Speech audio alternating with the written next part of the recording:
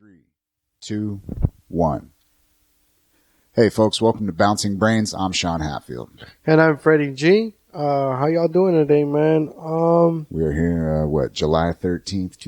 July 13th, yes sir. And it's about 7:50 p.m.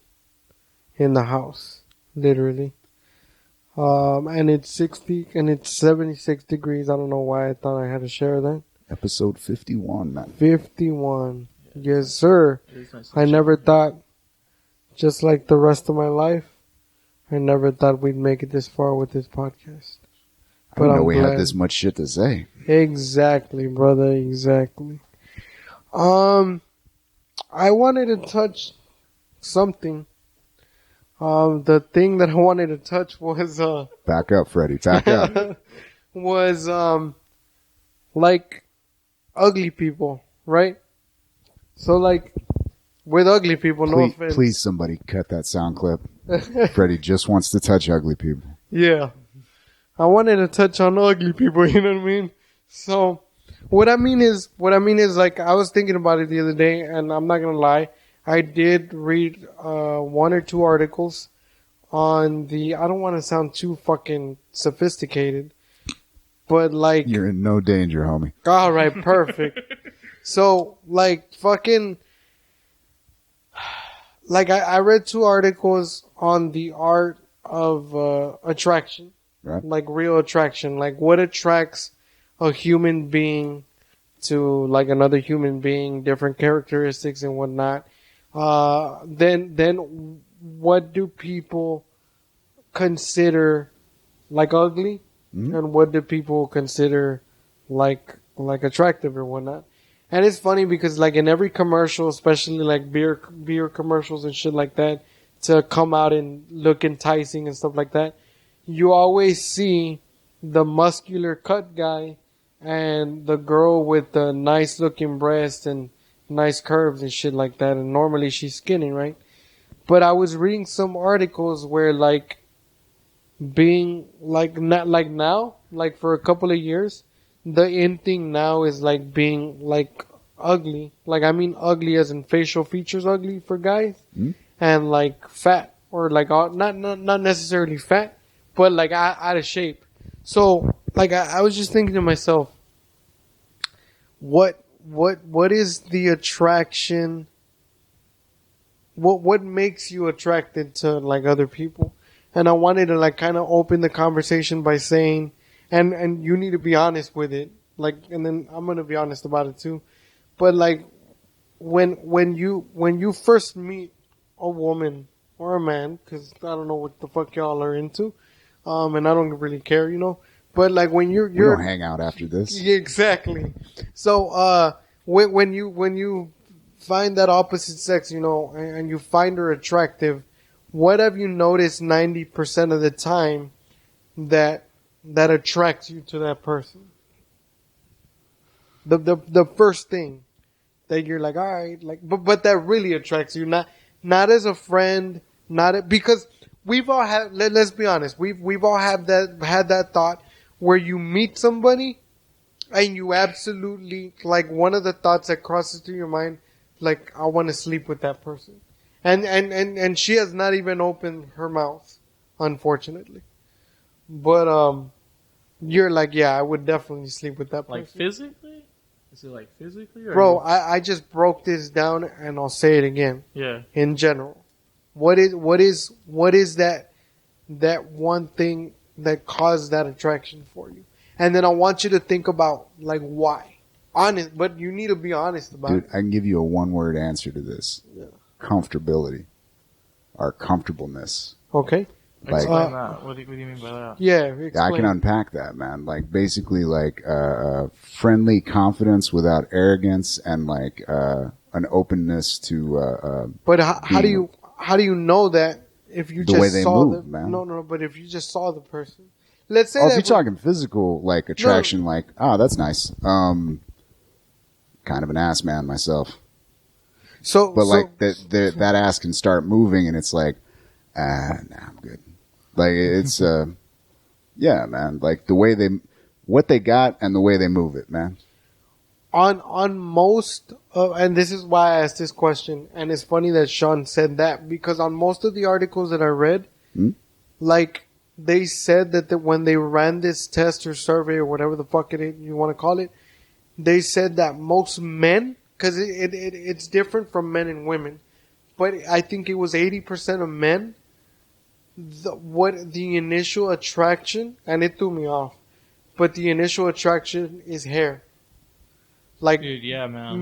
Men that are like into short hair, and if the chick, and they said the chick could be unattractive facially, but if the man is attracted to the hair on her head, to be specific, like it's the spark. I will say, a nice head of hair definitely is some icing with a cherry on top, man. See, like, but for you, it's the icing with. Oh yeah, that's bonus. Yeah, that's bonus. For these men, and these were like thousands of men. You know what I'm saying? It wasn't just like 100 or whatever. Right. For these men, it was the initial spark. Like, you know what I mean? Like if the hair, I don't want to say it like that because it's gonna sound weird. But if they like weren't a hair fetish or what, bro?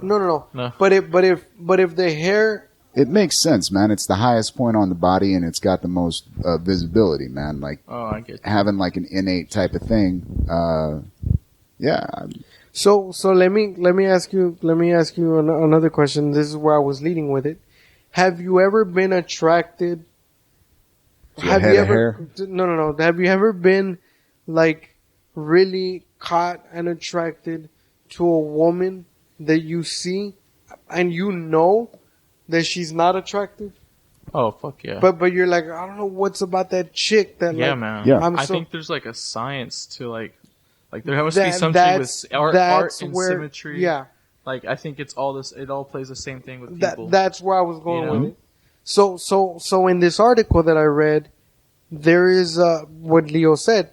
It's not only chemistry. Chemistry is one thing. Right. But there is a brain psychology behind it. We have this shit in our brain. You remember how we were talking about sensitivity and jerking off and when you watch porn and being shit able like to that? recognize people's reactions. Yeah, exactly. So that part of our brain also helps with the psychology of like when you see a person, you're attracted to them, but the person is not attractive physically. And from what I understood from the article is because that part of your brain, like in our brain, like I'm probably too stupid to explain this, but I'm gonna do it the best way I can. Like in our brain, we have they're called synapses, which is small electrical circuits that send shit to your body and you move, and this is why you move and so on. Those same circuits, those same signals or whatever, they work the same with attraction. So your brain, depending on how you're wired, and again, what you're attracted to, when they see that person, they gravitate. And it said that if normally you feel something like that for that person, they say that up to 80 to 90% of the time, that person will feel the same about you because of the brain activity. So for the people that thought that, you know how people tell you, hey, it's because I feel a vibe with this person? Right. Well, that shit's real. Like the vibe, I thought it was like a figure of speech. You know what I'm saying? Yeah. But that vibe is like a real shit. It's like a real vibe, a real feeling that you get like with this person, right? So, and the reason I bring that up is because you know that ugly chick that works with us at work, the janitor in the back? Oh my god. Don't call her ugly, dude. She's not ugly, dude. She's not? She's not, dude. Well, alright, I take that back. She's not attractive. She doesn't have an ugly personality. I would say that. That's a nice way of saying that she's not attractive. No. Like she physically, like I guess when you were talking about like what you're attracted to, I mean physically, like she's like whatever to me. But the fact that she's like has a really attractive personality, as in that she cleans up. You don't know, bro. Bro, she cleans up where we poop all day. Right? This is her job. And every time I see her after I blow up the restroom, she's like, she like smiles at me like if she like if I didn't do anything wrong. Well, this is what I was trying to say. I didn't know you were going to say that, but this is what I was going to try to say with that. that girl, and it sucks, Sean, and she has a really cute smile, dude. Because you never seen her, but clean shit, cute smile, no complaints. Dude, that's what I look for. Like what I was gonna say was comfortability. Like she, to me, I'm not the prettiest motherfucker in the world. I get that, you know what I'm saying. So maybe I should be the last person to say some shit like this, but like to me, she's not physically attractive, right? But that's what I was gonna say. There's something about that chick, dude, that I'm so fucking like attracted to. I really am. And then if you look at her face, dude, her face is perfectly symmetrical, dude. I wouldn't go that far. No, it is, bro. No, but yeah, like honestly, bro. Yeah. Like, and remember the uniform she wears, bro. It's not like she's wearing anything. Oh, they humiliated her with the uniform, dude. Yeah, that's what I'm saying. But even Sean, even with the uniform, bro, I'm attracted to that chick. Do you like women in uniform? Like, yeah, I do. A woman I do. Uniform? Like, yeah. I've seen a couple of cops, bro. Yeah. That in their cop uniform, I would totally fuck the shit out of that cop. For real, like, especially the ones that are in uniform, bro. Yeah. And you can still tell that they have a big ass. Yeah. Dude, because for you to have a big ass and for it to show in your uniform, you have to have a fat ass, bro. Bro, yeah. True that, dude. So for real, and I've seen a couple that like, damn, that like you can take me to jail and you know what I mean. So anyway, so with this chick, and I'm telling you, because like I've made conversation with her, and she's talked to me, and every time that I talk to her, like I feel like you said, like I felt that comfort, that comfort, but like every time that I'm talking to her and I'm looking her in the face, like I'm thinking like I'm so attracted to this chick, and I don't even know why. Anyway, my point to that was to revert back to what I said earlier. Mm-hmm. Like it's that mental is not the right word. It's the that thing in the brain that attracts you to that person. And it's like a chemical, bro. I think exactly. A chemical that goes off in your brain. Exactly. You know what's freaky though? There was this thing that I read this article that said that people, a lot of times when kids grow up with siblings that they never saw, you know, like let's say like your dad had a kid with another lady, right? And that you never met this girl, and all of a sudden now at your age, 32? Yeah. And she's like maybe around the same age. You guys meet each other. You guys are going to find each other sexually attractive. Yeah. Come across that, yeah. Dude, I thought that was pretty weird, man. Yeah, it is. And they broke it down in a way where I was like, wow, bro, that just makes total sense. But I just freaked out, dude. Well, the reason, all right, like that symmetry and that is part of it, man. But my understanding is there's another process that takes place in childhood when siblings are around each other that essentially causes the unattraction to occur, so that by the time they reach sexual maturity, they're not attracted to what looks like them. Yeah, basically, it's that pattern is imprinted on the brain, so that I've had girls tell me I look like their brother. Oh, that's totally fucked up. Yeah. Hey, we did not smash. You should have been wearing a Super Smash Bros. Shirt. I one time on this a long time ago, like way before I was married. I was like 23 years old or something like that. I was set up, and this is why I will never do like another blind date or whatever. But I like this friend hooked me up with this girl, right? And we exchanged phone numbers, and we were talking on the phone. And we built this chemistry on the phone, and we cool, man. And then she started sending me pictures. I sent her pictures and stuff like that. This is what tripped me out. Fast forward, we finally meet, and we hit it off. Like, we hit it off on the date or whatever, and we were good. We went home. We had our next phone conversation, I think the next day or whatever. And, like, she dropped the bomb on me. Like, she was like, hey, man, like, you're really cool, and I really like you as a person. And we can continue to be friends. But I don't think I would be able to pursue anything beyond that, right? Mm-hmm. So I pursue because I had never met this person before in person, and it was just that one time. I was like straightforward, and I told her, I was like, hey, like, is it because of my disability? Like, is that what like threw you off or whatever? Because I've always been a very straightforward. Because I'm confident, bro. Like I've never let that shit, like, you know what I'm saying? Like that has never been a thing, right? That has stopped me from anything. So I told her, I was like, be real with me. Just be straight. Is it because of that or whatever? And then she was like, oh, she didn't want to tell me, right? What it was. I felt she didn't want to tell me. So then that's when I said it. I was like, look, if it was my disability or whatever, I completely understand. I just want you to be straightforward with me. And she completely flipped out. She was like, oh shit, no man. Like I didn't want you to think, because I had already told her that I had a disability before on the phone before we met. Right? But, she was like, oh no shit. I don't want you to think that. So fuck, like I'm embarrassed, but now I'm going to tell you the real reason because I don't want you to think it's that.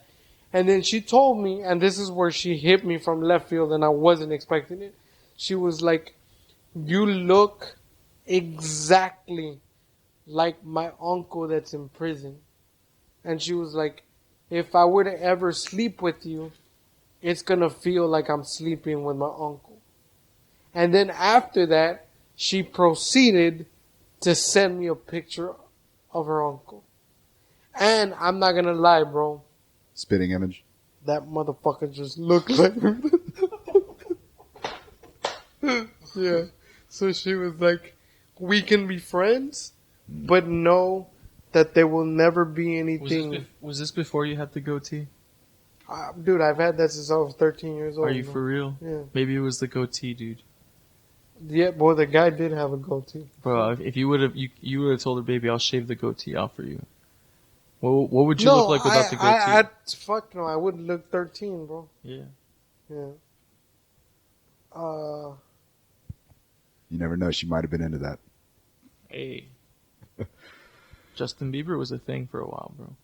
By the way, I'm just throwing it out there. If anybody wants to throw down bets between Cruz and Bieber, I'm going with Cruz. Oh, dude. Nah, man. I'm a believer, bro. I'm a believer. Get the fuck out of here. Yeah. Cruz will fuck that guy up. Literally? Or like... No, I said fuck that guy up. Oh. Like for real. He was this one dude, of those people has actually had combat training. Did you? It ain't Bieber. Did you ever see I think one of the first ones that he was trying to pick a fight with was Sylvester Stallone, bro. Who, Justin Bieber? Yeah. And bro, I was man, like, he's got the heart of a champion, bro. Bro, let me tell you something, bro. One Stallone arm is as bigger than that little rock star. Bro, one arm of Stallone is as big as Bieber's whole body. Stallone will destroy that. That's his problem, man. He's Canadian. He couldn't convert from metric. He was like, "Oh, I read these measurements wrong." That's funny. Bro, but also note you this, dude. Tom Cruise is short as fuck, and like Justin Bieber's like what, 6 something? I'm not trying to compare the physique. Yeah, I'm really not. But I'm gonna remind you of something. And let me tell you this, dude. Mike Tyson was 5'11". Yeah, and he was knocking motherfuckers that was 6'5". Bro, so exactly. You're sitting in front of the computer, man. Pull these measurements up. Let's see how big. I wasn't trying to pick a fight here. I was just saying. Let's see how big Tom Cruise is. Once we get through talking about how Freddy's attracted to the janitor and... Yo, were you going to lead this into like, okay, you were attracted to the janitor and then... What do you mean lead? He already dropped that one, you already man. Are we past that already? You're not going to go back to like the janitor lady? I thought you were going to like go in detail why you think I don't even smoke weed. And I got a serious case of cotton mouth. I don't know what the fuck is going on. Hey, in all seriousness, man, you might need to add a little bit more carbs back into the diet. I ate rice today. Does that count? Yeah, he did it in a buttload of beans, bro. That might not be it then, man. I'm just throwing suggestions. Yo, did you throw down in the restroom? Is this why you talked about the janitor lady? Is this when you figured out your love? No, man. I was literally like, man, those 2 articles that I read on attraction, bro. Yeah. They went deep and its attraction is a complex and very entertaining thing. Dude, I think I tried. We may have briefly touched on this in an episode before about how one porn and also like chemical like changes, man, like birth control for women and say like hormonal imbalances in young men, like it can cause that attractions to basically not fire properly. Like they've done those tests with women on birth control where they. This is what I was leading into. What? You just reminded me. Then it started talking about, and it happened to me. Like I'm pretty sure if it's happened to me, it's happened to a shitload of other people. Then you meet these people, like these women, because we're all men in here and we're attracted to women. Did I say that right? We're all men and we're attracted to women. That's what I meant to say. And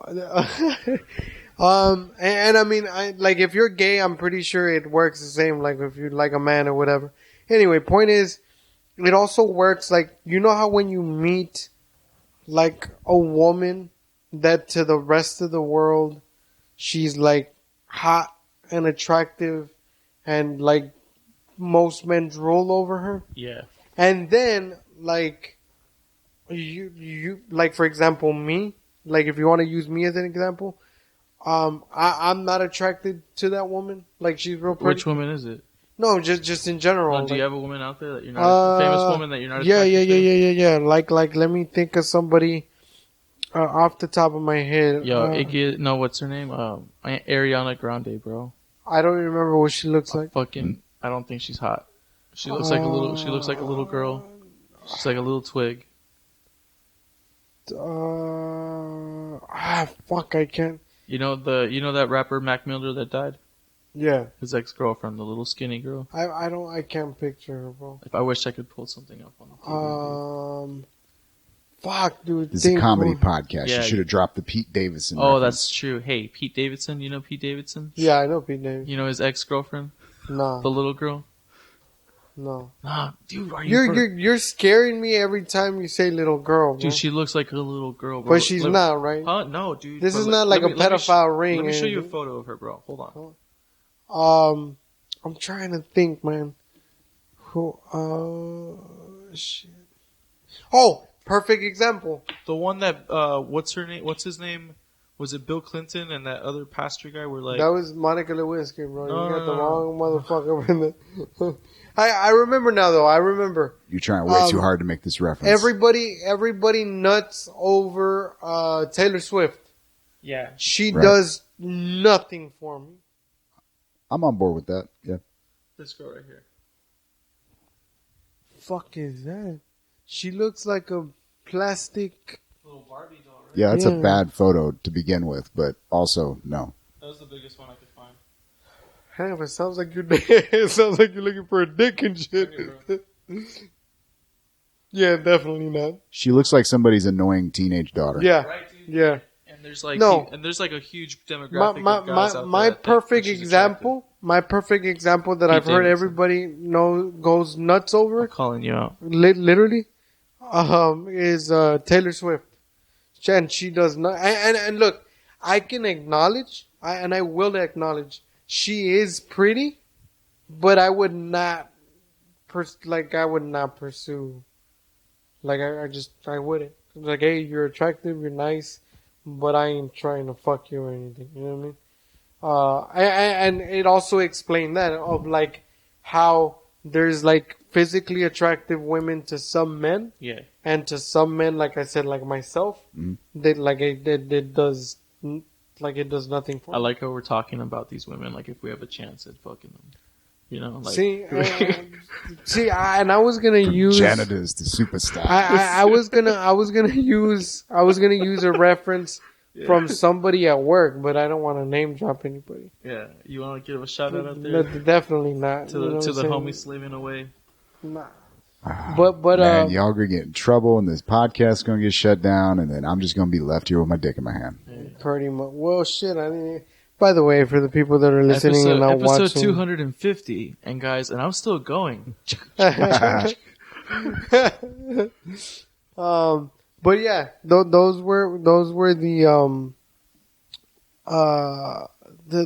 like, I don't want to call them laws of attraction, but yeah, that was pretty much like there's a chemistry as into why our brain was wired to like certain people and shit like that.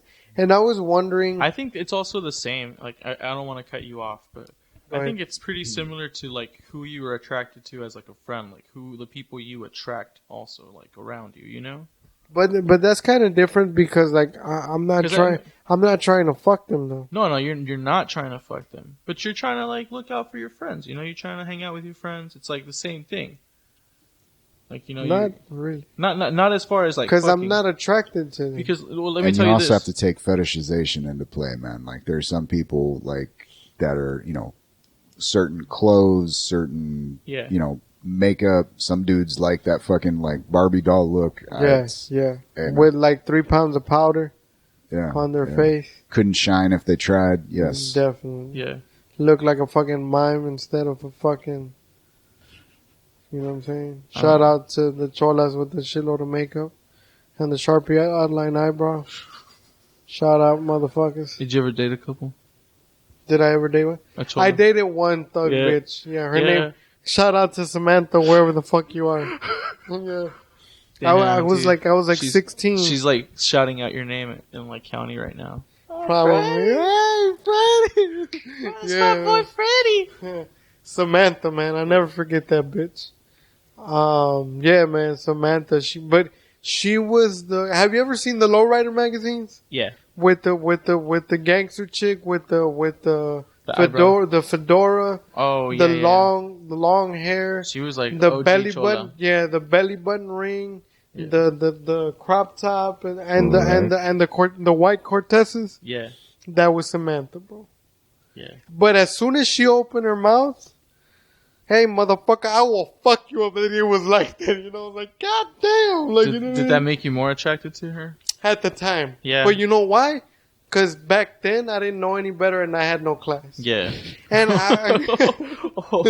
yo, you just lost a fan, bro. Come on. and like, I'm not gonna lie. Yeah. I wasn't the most sophisticated, educated type of person back then, but we've talked about this before, and there's just something about a woman that when they talk really trashy in public, like it's just a turn off, bro. Yeah, it's a real big turn off. Yo, do you like her to have a mouth on her though when you go to bed? Not really, dude. You're not a big auditory guy. Yeah, like I am. Yeah, but there's limits to this. Is it just moaning, dude? Like, no, I don't mind the dirty talk. Yeah, just don't. What do you draw the line at? Like with dirty talk? Like if she calls you a bitch, would you be like, oh, like fuck no. dick in Spanish? Are you for real, dude? Yeah. Oh man. yeah, we talked about this. Yeah, we talked about this. But if she called you her bitch, dude, while she was like on top, dude, would you? Somebody did that. Oh yeah, for real? Yeah. And was it like, I'm getting off? You're not getting no, off? Fuck no. You're getting off after I finish. You know what I mean? But we're gonna talk about this afterwards. But right now, just keep on. Put a note on that one. Damn, bro, I can't believe I still remember her name. Samantha. Oh, the other thing is was she the one that got away? Nah, fuck no. The other thing with Samantha, the other thing is that I do respect was that she was one of the few chicks that she could have been vulgar. She could have been, cause she was real gangster, bro. Like she was like gun packing, like, you know what I'm saying? Like she was the real thug, not these little girls and boys that you see today. But anyway, her thing was that I did respect was that like again, like a chola, like a gangster. If she had your back, she had your back like one. She was down to fuck up anybody, anywhere, no matter who was around. And like she grew up with her brothers, so she could handle herself, like throwing bows and shit like that. Yo, have you ever seen that video? Simon Rex. You know who he is? No, I'm not gonna lie. He's this guy that comes out in movies. He's done stuff. Other weird thing is he's also done like gay solo porn. like solo porn Yeah, directed. maybe that's why I've never. But that was like to get into Hollywood, I guess, or he did that. But he's a rapper too, and his rapper name is Dirt Nasty, and he has a song called I think it was called Cracker Ass Fantastic. Yeah. But it's about him dating a chola chick, right? Yeah. And it's so humorous, dude. It's like super funny, dude, because it's so true. To be honest, I think I've heard the name Dirt Nasty before, but I can't say I've heard any Dirt of them. Nasty. He has a lot of songs about cocaine. Oh. Yeah. Dirt makes sense now. And I forgot where. So you never hooked up with another chola chick after that? No, Your one and done? It was just her. Like real gangster chola. Like I said, the Black Dickies and the Cortezes. Yeah, it was just. Was there any like girls that you dated that had those like eyebrows? Were like chola aesthetic, but not cholas? Not that I dated, but I had friends that had like the thin eyebrows that like, up close or far away, they look like they just grabbed a Sharpie. Yeah. And I don't know why, dude. Even back then, I always thought that you were never attracted to that. I always thought that it was ghetto as fuck. Yeah. And I don't mind. I don't mind the ghetto-ness.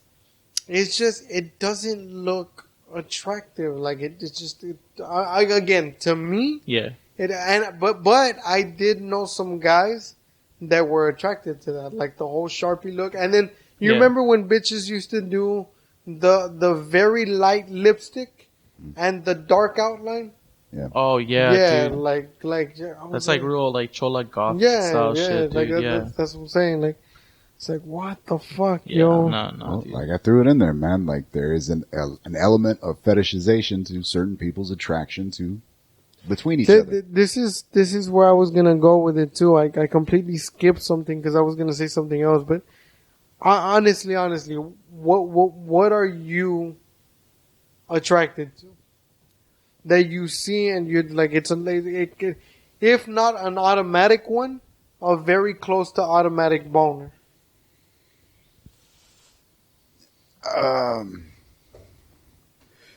Nice ass in a sun skirt with natural hair. But white, black, light skin, dark skin. Doesn't matter. My aesthetic. I mean, I got a thing for freckles, but like that's just kind of like, ooh, a bonus. So, and this is a serious question, don't laugh, but so like, who would you marry? Cause there would be, I'm sure that there would be a woman that you would date and fuck, but that you would never marry because of whatever reason. Yeah. But so then what differentiates that woman from the one that you would marry? You know what this Her willing to put up with my ass, man. Oh yeah. A little bit. Explain. Elaborate. No. Wait. Don't elaborate on that.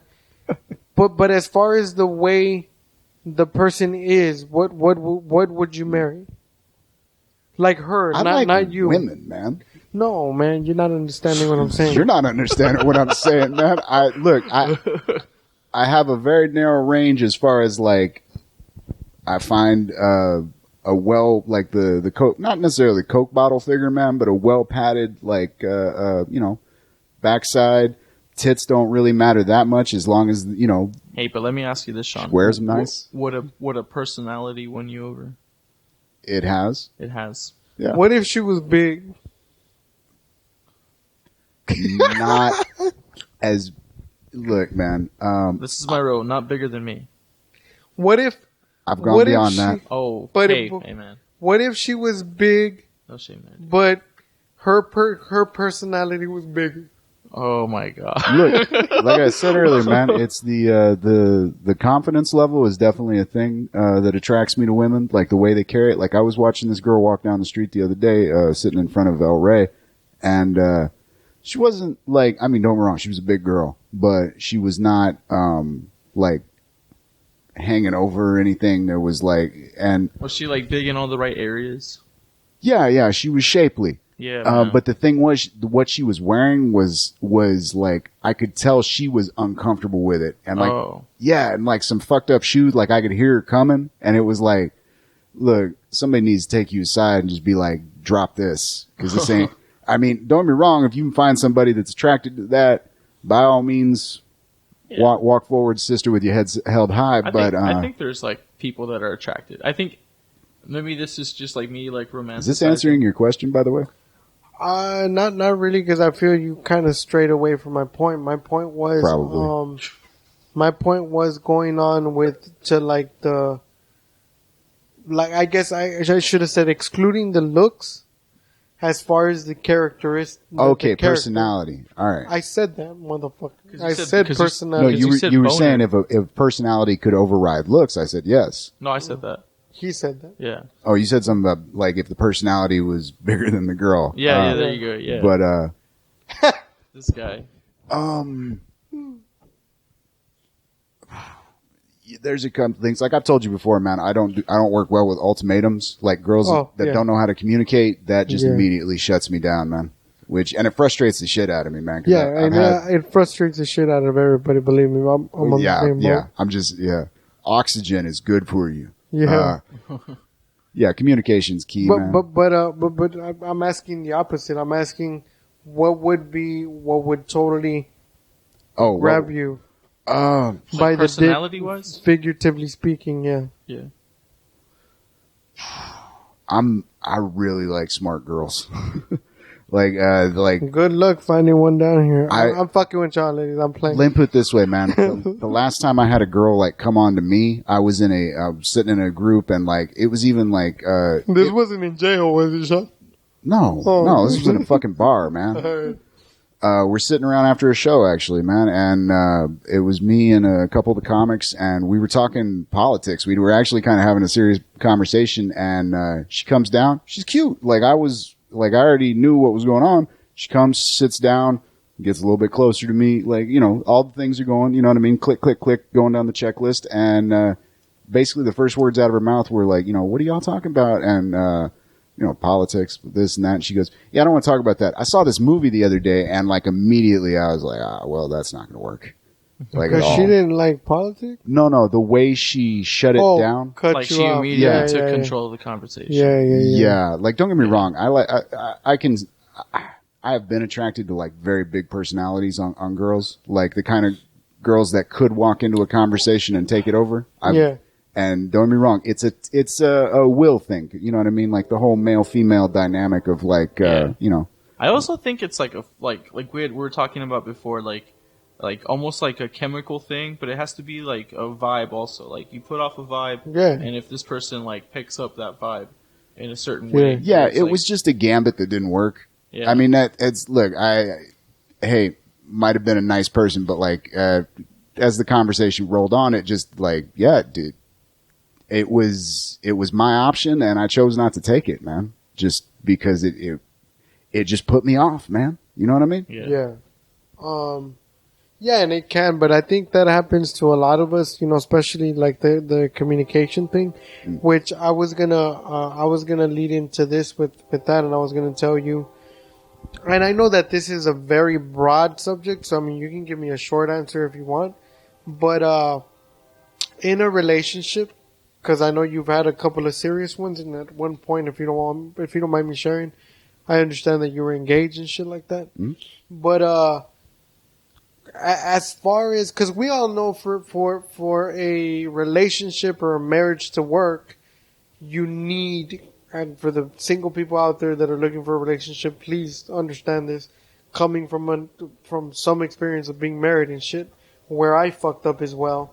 Is you need to know that no matter what, if you want your relationship or your marriage to work, you need to be able to compromise with shit that you may not like. Yeah. So my question was going to be, where and how do you draw or move your compromise line?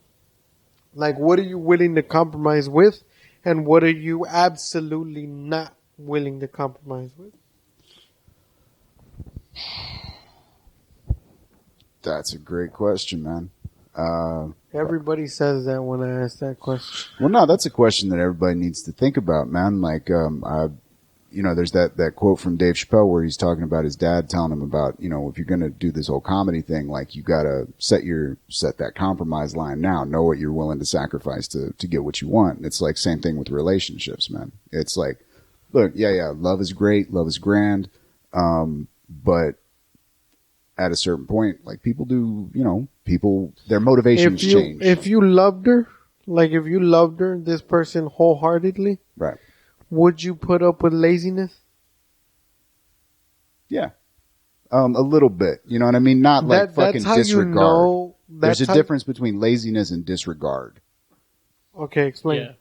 Well, it's like, okay, you've had roommates before, right? Fuck yeah. Never again. Yeah, okay. But it's that like, okay, it's one thing if, like there is a pattern of, okay, there are dishes in the sink in the morning. Mm-hmm. All right. I know there's going to be dishes in the sink in the morning, but if I clean the dishes out of the sink in the morning and then after a couple weeks, all of a sudden there starts being dishes in the sink in the afternoon as well. You know what I mean? Fuck you. You've escalated. That goes beyond laziness to disregard. So how would you handle it? Knowing yourself in a relationship. Yeah. That's going to be a conversation. Like, yeah, but how would that, I mean, you don't have to give me all the details, but how would that conversation go? Just in short, kind of, how would you approach it? That depends on the woman, man. That's exactly why the first point that I threw was if you wholeheartedly love this person. Yeah, no, I mean, it depends on the woman, like personality wise, man. Like depending, circumstantially, what's going on in the world, you know what I mean? Is there a reason that I know of that, maybe certain activities are taking place? Yeah. Yeah, that would depend on, I mean, if everything's cool, we're green across the board, it'd probably be like, hey, what's going on? Why are we having, like, are you okay? Like, I don't think you ever want to ask a woman that. I'm not that blunt, but I'm laying, like you said, what's wrong with asking a woman that? Try it. Go home and try it. Not in that tone, man. Yeah. Not in that tone. Yeah. Oh, okay. Yeah, I got don't ever do. If you want to keep your relationship happy. Because I ask my girl all the time, like, if she's okay. Like, hey, baby, are you okay? That's different. Yeah. Did you listen to yourself? You got monitors, so I'm pretty sure you heard yourself. I listened to that. That's different. Oh. I'm being facetious because I'm a comedian. Exactly. Oh, I got you. Yeah, exactly. I thought there was something wrong with that. Like something that I learned a lot, bro. I learned a lot in my marriage, and I always like to throw this out there with the people that do know. Like, I fucked up, and I fucked up a lot. You know what I mean? As far as the person that I was, like, I think one of my biggest mistakes is having expectations before I walked into the marriage. Yeah. Not the relationship.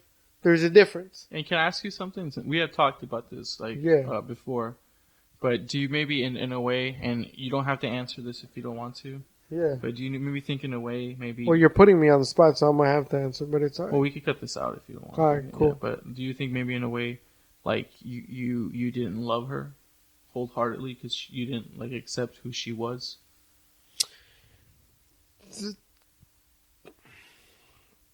I loved her. This is what happened. Yeah. And I'm being 1,000% honest because I don't mind being honest about it. Gotcha. I loved her. And then what happened was I fell in love with her, right? Yeah. 'Cause normally that's how it works. Once I fell in love with her, to the point where you know that you would be willing to do anything for this person. Yeah. You know what I'm saying?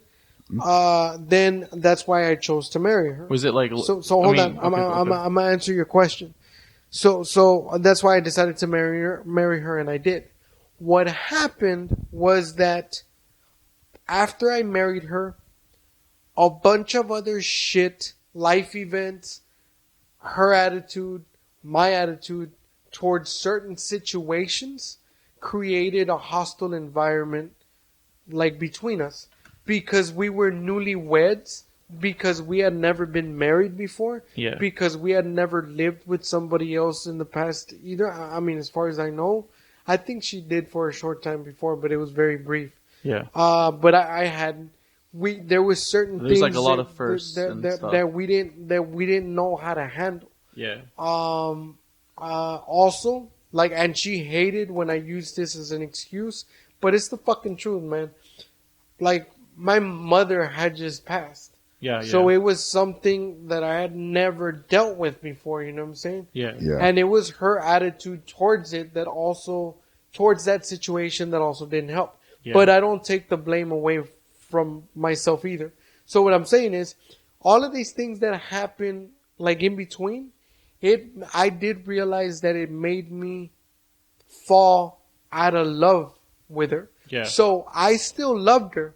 That did not change. I loved her. Like you felt love in like a responsible way. Exactly. Yeah. But what like happened I feel was, responsible for you. But what happened was I was not in love with her because of the shit that had happened. So when I fell out of love, I still loved her, but I fell out of love. That's when what you said happened. That's when I started noticing all these details. Yeah. And then the mistake I made was making excuses or using these excuses as into why I kept pushing her away. Yeah. Instead of being a man about it and taking the approach of, let me try to fix it or let me try to figure it out and approach the situation differently. Yeah. I was like one direction, one-minded, like it's gotta be like this because it's the only way I knew. Yeah. And that was a mistake that I made.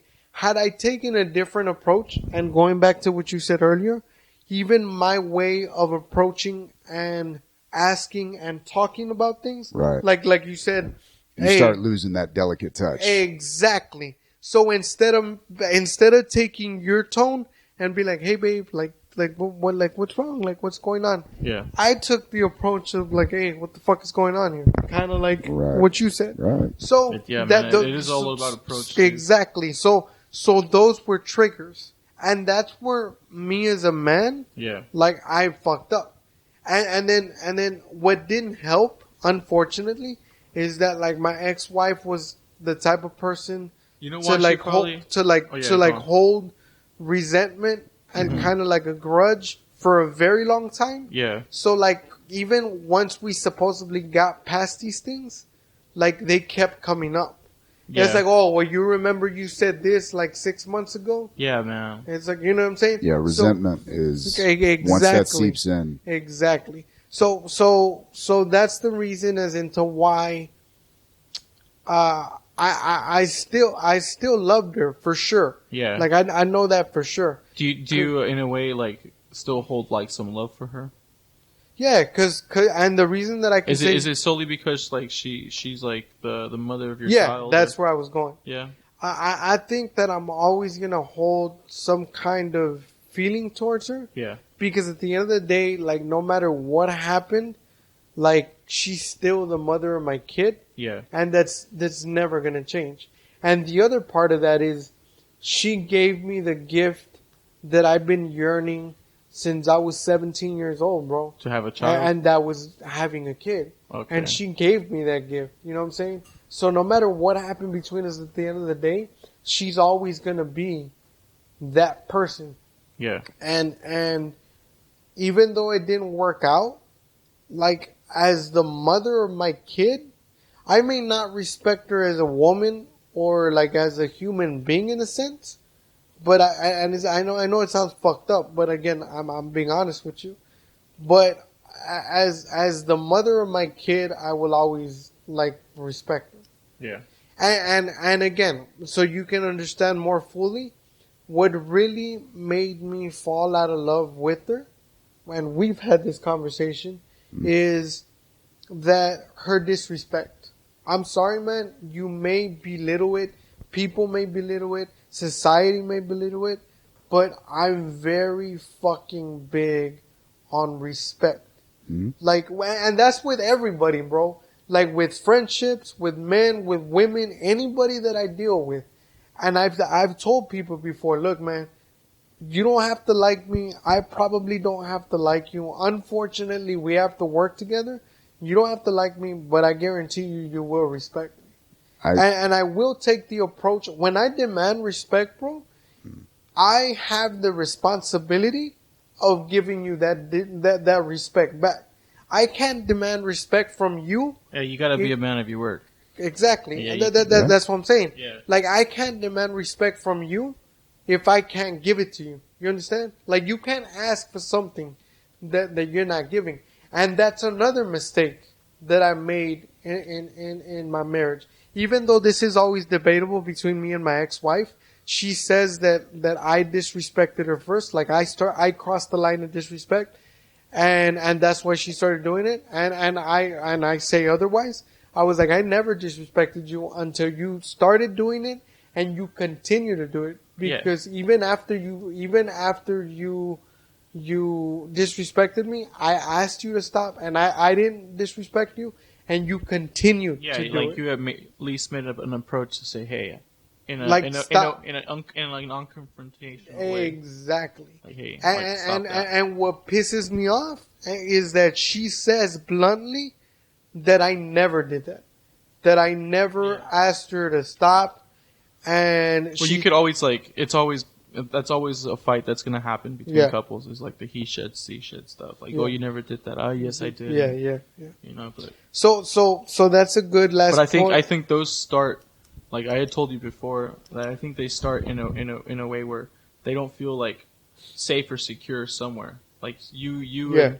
Yeah, that's a big part of it. Yeah, like that's I think ultimately where the disrespect comes, and I think maybe it wasn't approached, or maybe. And what I think, man, what I also think that brings on insecurities, and this is another thing that she disagrees with me on. Yeah. But she says, and I know that we need to get off this subject because I don't want to bore the audience to death and y'all either.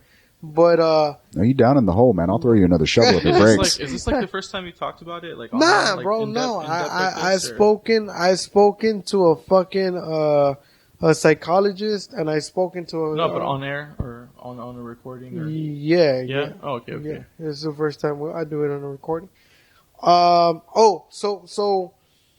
So having these conversations and like having these arguments, like the other part where I fucked up is like what you were telling me.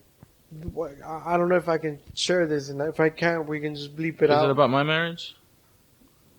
No, it's kind of about your mom and your dad. Oh, my mom. Yeah, dude, go ahead. Oh, okay. Yeah, that's cool. So it's kind of like what you told me that day, that your mom and your dad would get mad and they would argue and go back and forth, or not go back and forth, but they would argue. Yeah. What struck me that you said was that your dad 90% of the time would like stay quiet or walk away and act like over the water, like ain't shit broken. Yeah. And he would just keep that cool, that calm and collected and shit.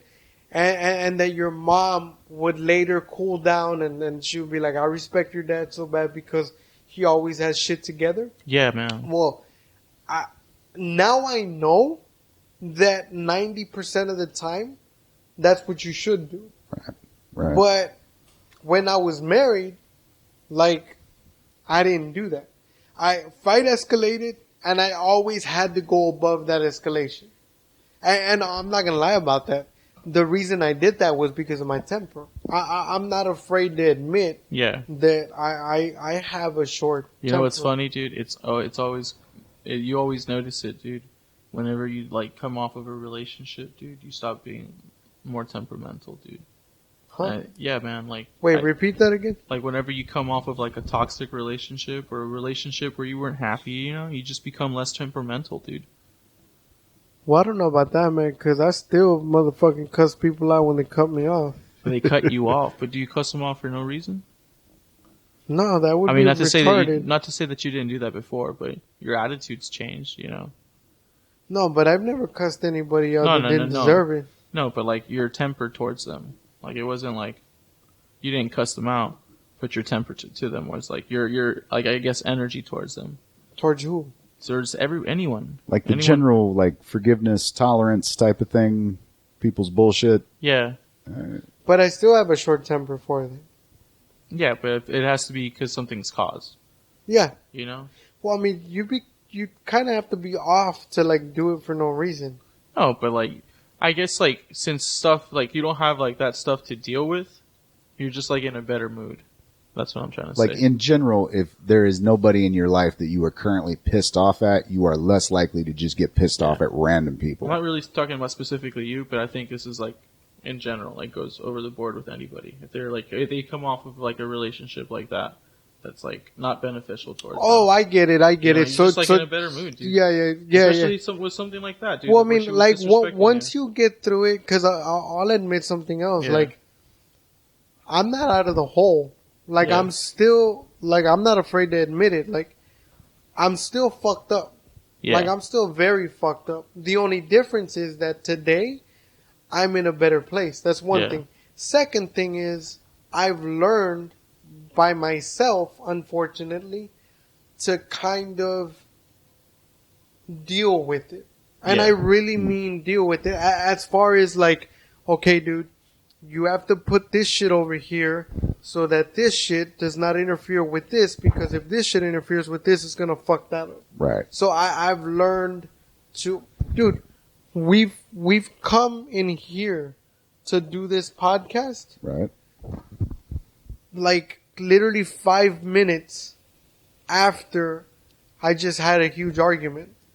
And I've had to learn to channel that energy out so that it doesn't spill between us, because the people watching and the people listening have no fucking bearing or fault, or even Sean, as into like my bullshit. Yeah. So why is it that I gotta be irresponsible? Because honestly, I don't give a fuck what you think about it, but when you do shit like that, you're being irresponsible with your emotions. You're also being like super inconsiderate. Exactly. Yeah, you're being inconsiderate of other people's time. I guess maybe this goes back to like the respect thing that you were talking about. Yeah. You know, it's like a certain respect. And it's not, like I said, it's not Sean's fault. It's not the people watching fault that, like the bullshit that you're going through. And I'm not saying this, like, if you're dealing with some shit that is huge, like like I don't wish this upon anybody, but that, like, say that you got to do this shit right now, right?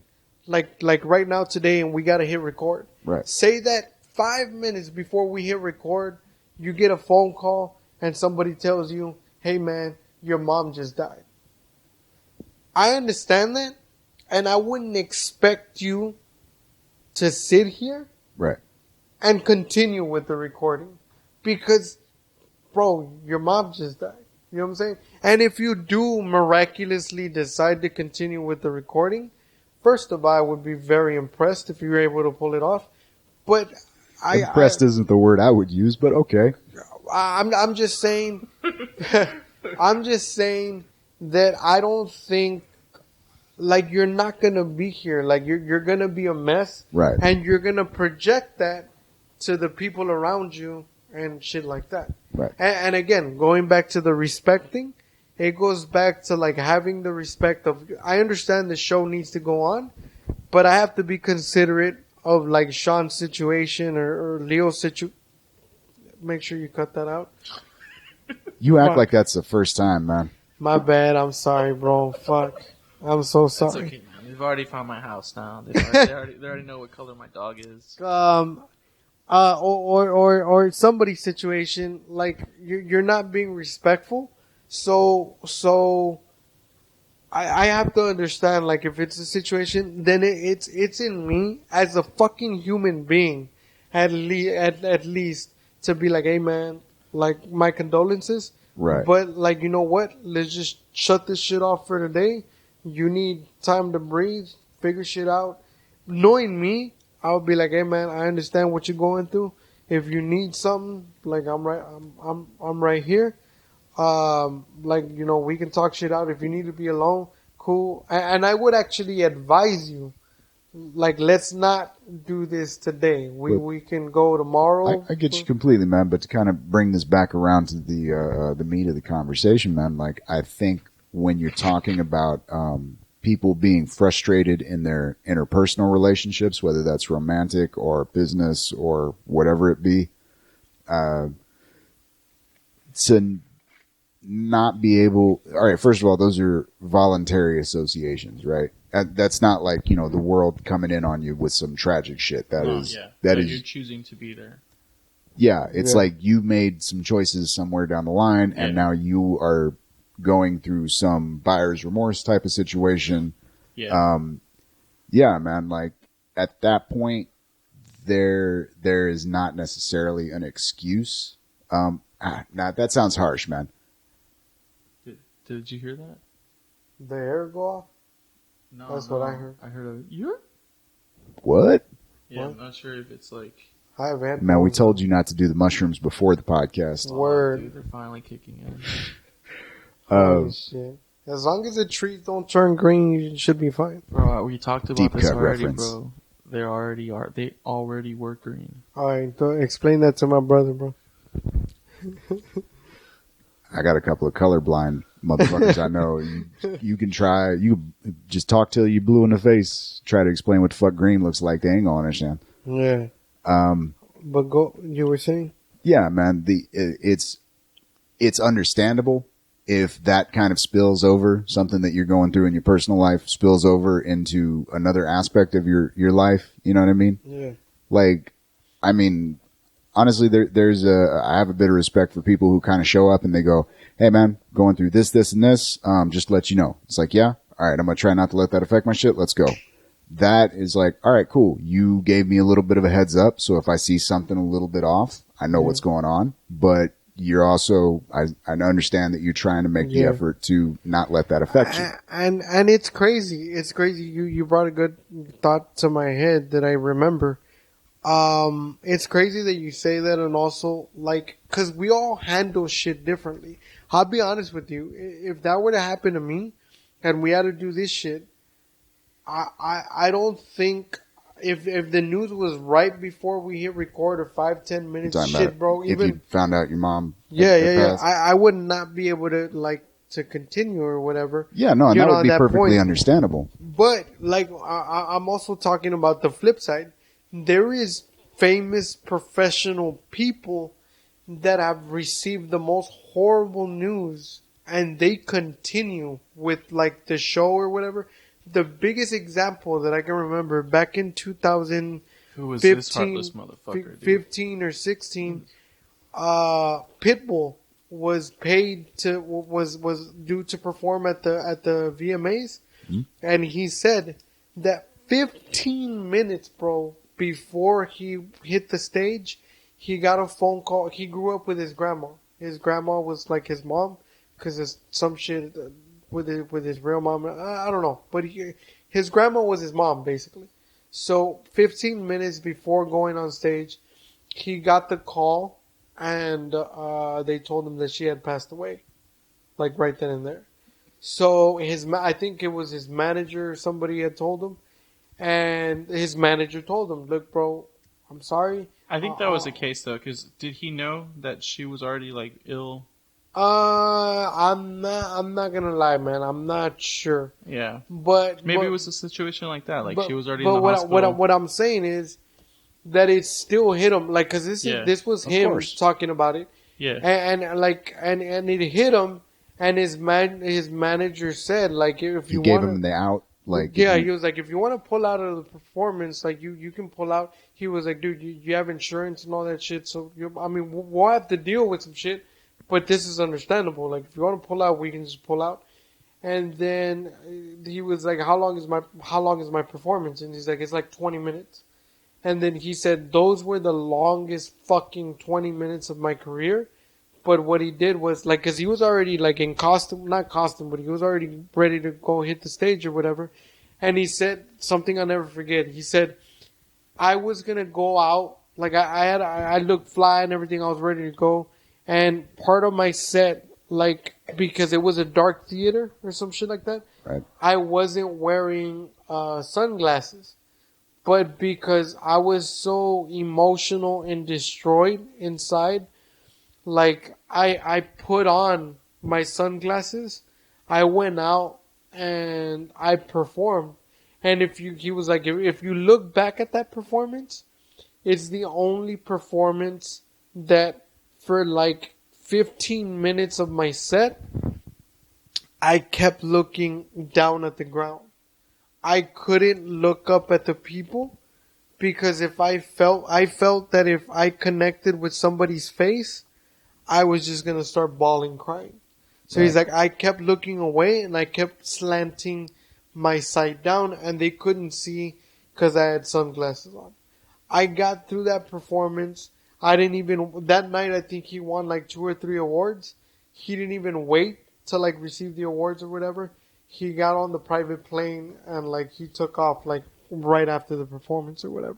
So my point with that is like it's funny how like, well, not funny, but it's crazy how like people have the ability to like kind of for 20 minutes or whatever because of professionalism, dedication, and the responsibility on the other hand that they also do know that they have, that they can detach themselves from that emotion, do their job, and then like leave or do whatever you got to do. Look, man, you can hear a lot of people talk about like the downside of compartmentalization when it comes to like emotional aspects, you know what I mean? Or even psychological aspects. You know, you can be dealing with something and just kind of go, I'm going to put that in a fucking corner, not going to pay attention to it.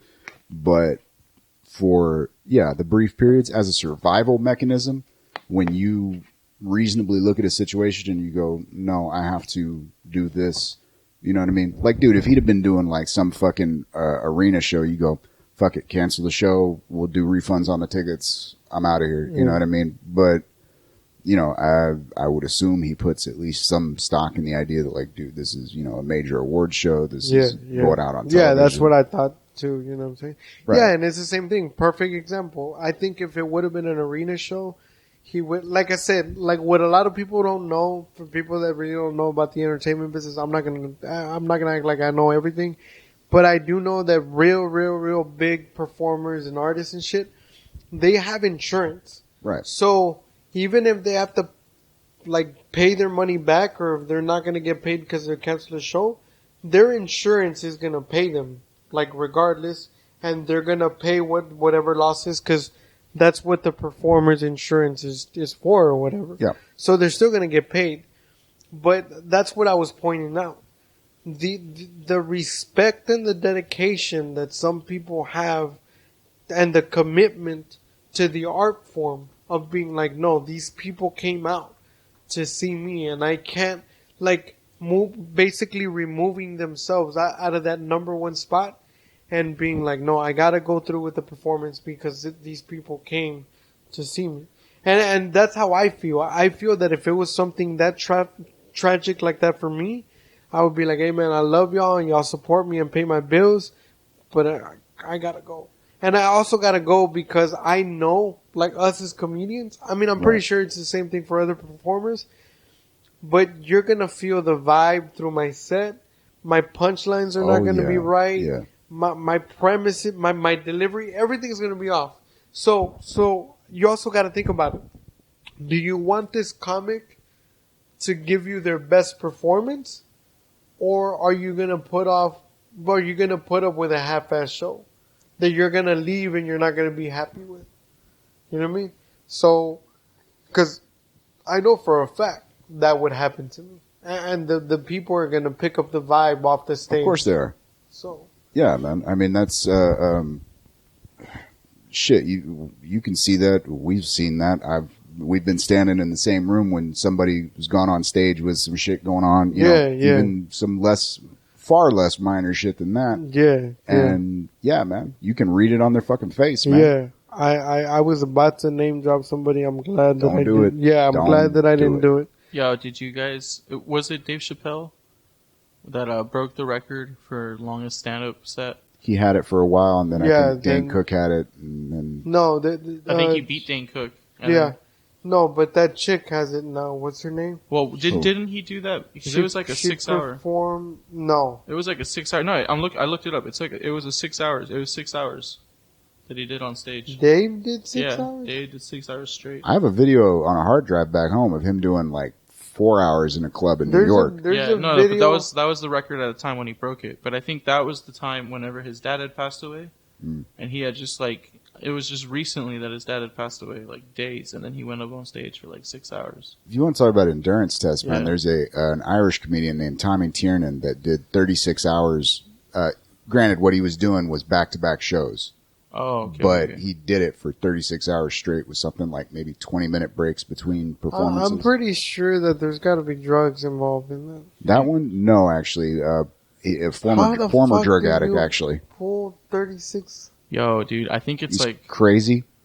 Was he like, is he a stocky guy or a slender guy? Is he, what's yeah. his deal? Another thing. Yeah, but also personality disorders. So mania may have played just a wee bit of a... You. Yeah. Maybe he was off his meds and... Yeah, probably, man. Actually, he jokes about that in a set. I find him to be a hilarious comedian. I'm gonna look him up. What was his name again? Shout out to who? Tommy Tiernan. Tommy Tiernan. He's got one of my favorite jokes, man. It's like, I'm an Irishman that doesn't speak the Irish language. I have to use English, and fuck is my chisel.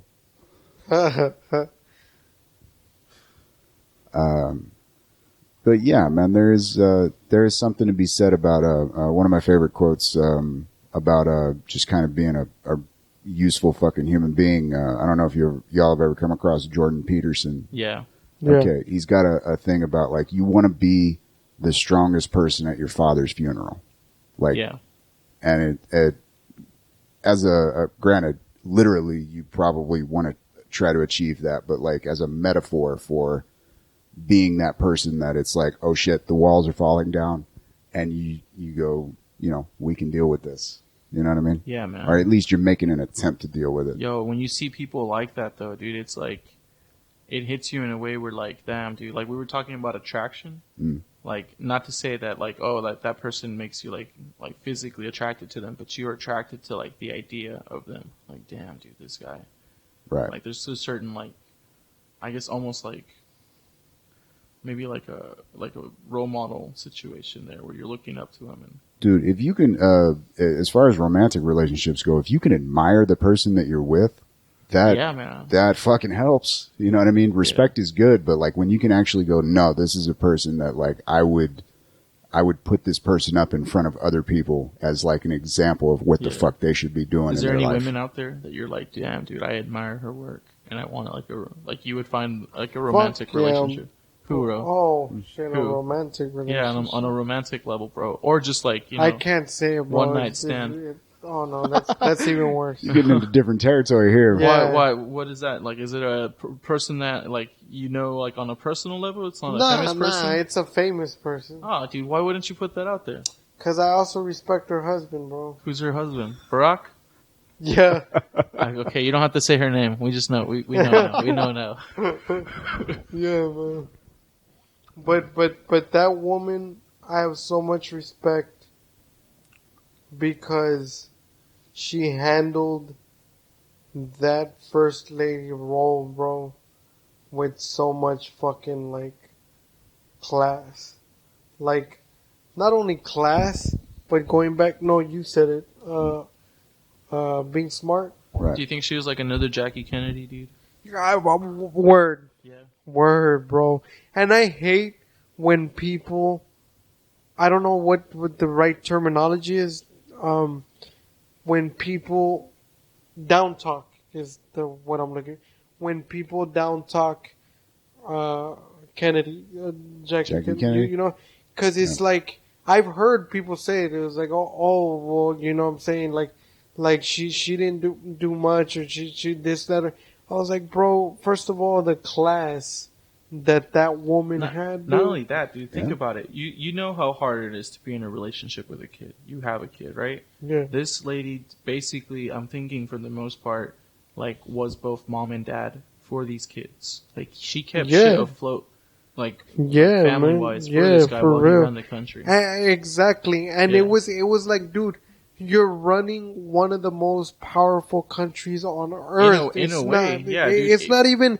It's not even a company, dude. It's a fucking country. Do you know how fucking hard that is? I can imagine, dude. So it's like, well, if Trump could do it though, but come on. Well, he's running it different into time, different place, man. He's running it into the ground, but I mean that's a different he's story. running it somewhere though. Yeah, he's running it overseas somewhere.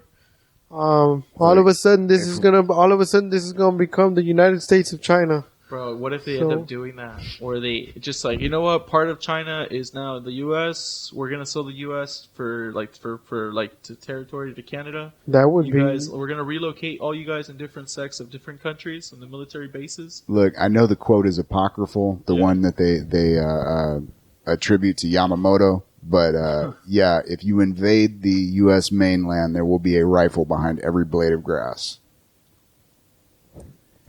The cowboys and the hippies and the Yanks. Yeah, man. Dude. I just people act like California has got like a bunch of like unarmed hippies running around out there. Nah, man. The weed dealers got guns, man. Yeah, exactly. No, but people forget that there's there's a big part of California in between San Francisco and the lower part, like L.A. and San Diego. Yeah, Northern California is that's ranch land, man. Oh hell yeah, dude! That's where what's that guy's name? Kennedy guy, Tim Kennedy, came from, dude. You know Tim Kennedy? He was on the Rogan podcast a couple times. Vaguely. He's this MMA guy who. Oh yeah, I know what you're talking about. I think it was held the title, a couple titles, dude, while serving active duty special forces in the army. Okay. Yeah, like he. Yeah. And he's still doing special operations in the army. Yeah. Yeah, dude.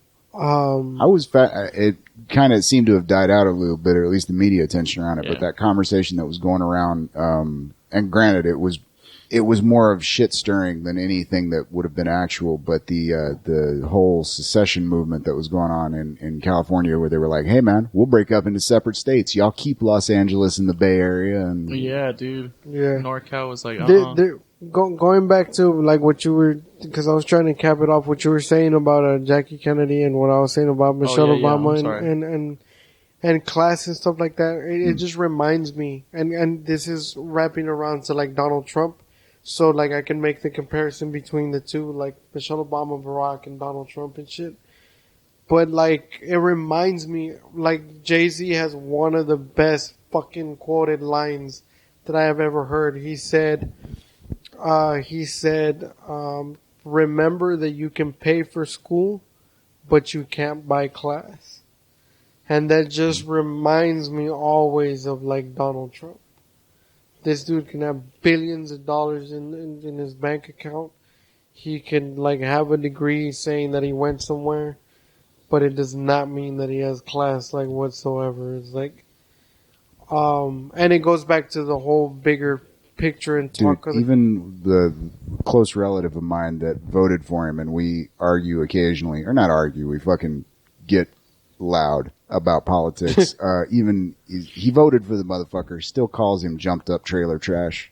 So yeah, man, it's recognizable. It's not something like you can put as much gold as you want on shit, man, but like, it's like also who was that one bitch that called like on national TV at a conference that she said that Obama was one of the most uneducated presidents to like ever be president, and like I never understood, because I was like, you do understand that this dude went to Harvard for Harvard law. Out of all fucking things to like, you know what I mean? And like I never understood. Look, and I will say this because I know that there's people that are gonna shit on me for saying shit like this. I don't agree with everything that Obama did while he was president, but I just feel that he did the best that he could with what he was given to work with. Now, the thing is, like, you can say what you want about that man, but the way that he handled himself for 8 years while he was in office, like, he treated that position of president. How bad do you think he wanted to smoke weed, dude? Exactly. Like, to deal with all this shit. Yeah, you know? Exactly. Like, and you know who... It's legal in D.C. And you know who did have the balls to still smoke weed in the White House while they were president? Kennedy, bro. Are you for real? Do you think he did? Yeah, bro. There's fucking proof I'm gonna look it up right now. That this dude was sparked in the fucking, I don't know where. Never came across that one. No. I heard about the methamphetamines. Didn't hear about the grass. Yeah, look it up, bro. There's also a rumor that somebody claims that that there's proof of. This dude supposedly built special tunnels. They say that the tunnels have since then been covered up or whatever. No. Those tunnels exist, but they weren't built for him. They were they were already built in the White House when he got there. Oh, well, Yeah. well what I had But heard. what he used them for. Yeah, what did he They were use them supposed to for? be escape routes. Yeah. So the president could be safe and take his family. Yeah, but away what from did he danger. use them for? He used them to sneak Marilyn Monroe into the You White were. House. That's that's what story. that's what I heard. But yeah, man, this dude used to spark in the White House. Bobby, I believe, but Jack, come on. Yeah, maybe, man, maybe.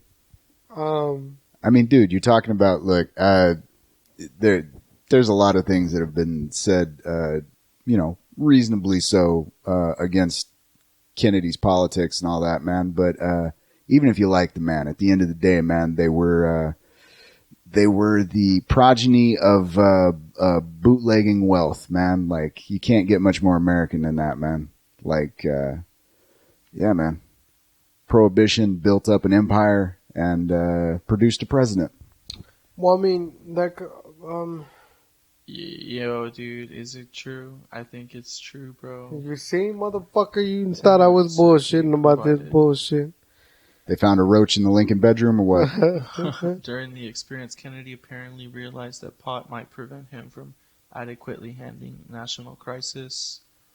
2 months before he had hosted narcotics in the White House, JFK smoked marijuana with his mistress, American socialite Mary Mayer, according to retired history professor Michael O'Brien. He wrote a book on JFK, his biography, during the experience. Yeah. He smoked 3 joints with Mary that she brought him, and then he felt the effects, and he I guess he got paranoid. Yeah. But damn, dude, I didn't think. I mean, I thought he was gonna be smoking. If it was true, it was gonna be with Marilyn Monroe. But apparently, he had lots of mistresses. Yeah, man. That was the story. Yeah, dude, damn, bro, he was a player. Yeah, man. Props to JFK, dude. Bro, whenever it's like anything, dude. You'd have to prop him up now. Whenever you have that much power, bro, power brings. Yo, but he made it look like G. Like, you know that Gerard Carmichael joke where he talks about JFK and his affair? Which one? I like Gerard. Yeah, which one? I like Gerard. There's this bit that he recorded where he talks about saying, hey, man, like, irresponsible men cheat, and it's looked at like trash, bro. But responsible men that take care of everything and like have everything on lockdown, they cheat. It's like, damn, dude, that guy's obviously like, you know, like he's a powerful guy, dude. He's just like, it's okay, it's okay. He's just like, he's stressing, you know. Yeah, and it's shit. I've said it before on the podcast. Yeah. There's people that are just wired and made differently. Another thing that I always say, his thing was like not necessarily that, but like saying, hey, like if you're a responsible man, and you have you know your kids aren't. I think he even furthered the bit by saying, if you're at the parking lot of your hotel room, and you're thinking, okay, my kid, and you tell yourself like, where is your wife and kid right now? If they're in a trailer home, like with like shitty like food or whatever, then maybe you're a piece of shit. But if you're at the like parking lot of your hotel room and you're like about to dig down, and your wife and kid are like in a 2-story house with air conditioned cable, like they're eating nice home cooked meal, then you're going places. I think you have to ask yourself at that point, why do you maintain that relationship at all, man? I mean, you would think in a healthy atmosphere, you would just go, okay, here's a house for you, babe. I'm gonna go over here for face, exactly, man. Yeah. I'm just saying that it's like, cultural. You know, he kept Jackie Kennedy along just to like, because he knew how like classy she was and how respectful she was. yeah. Well, dude, you're talking about a woman that like basically had brains on her. That photo was splashed all over the fucking media. Oh, and yeah. She went on and basically married into royalty. I'm sorry, I think she actually married into royalty, man. Like, so. Who did she marry? What, Onassis? Jackie, hold on.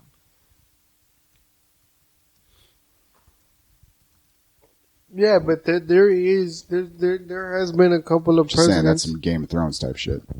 I'll even extend a little bit of credit this way. Melania Trump has said some dumbass shit. Well, you also got to remember that she's foreign. So, regardless of that, she said some dumbass shit that had no excuses. But I think at a certain point, a couple years back, she kind of figured out, I'm gonna shut up. I'm just gonna. I think the smartest shit that she has ever been. Onassis. Yeah. I think the smartest shit that she has ever said. You know what? He was like he was the leader of something, man. Oh, no joke. Yeah, I'm not kidding. She like married into royalty. Sorry, go ahead, Freddy. No, I was just saying that I think that the smartest shit that she has ever said since she has been first lady is the fucking speech that she stole from Michelle Obama. I would put that in the act of that blatant a plagiarism would definitely square that into the dumb camp. But yeah, at least she aimed high. Yeah. And she must have been high also when she Hey, did you it. know what the best thing she published was, dude? The Playboy magazine? Yeah, dude, exactly, bro. That was the best thing she Yeah, ever but published, then that dude. means that they accept hoes as first lady too. Hey, man, you know what, dude? I like this, dude. I think this is the first hoey, first Yeah, lady. man, but because you're like Just to be clear, there is no evidence that she has ever professionally been a whore.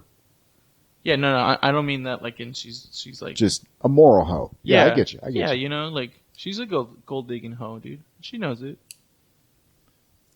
She seems very, at least aware of how she comes off, even if she's not aware of herself. Yeah, she's not an idiot, you know, but I mean, maybe she is like an idiot. And she may be uneducated, but she's not unintelligent. Yeah, exactly. You don't get there and maintain place. Like I said, at a certain point she went, oh, this is starting to look kind of bad. I'm just going to keep quiet and I'm going to stand here and look pretty. And sometimes that's the best option. This is an American hero, bro. Melania Trump, dude. She came from a fucking third world country.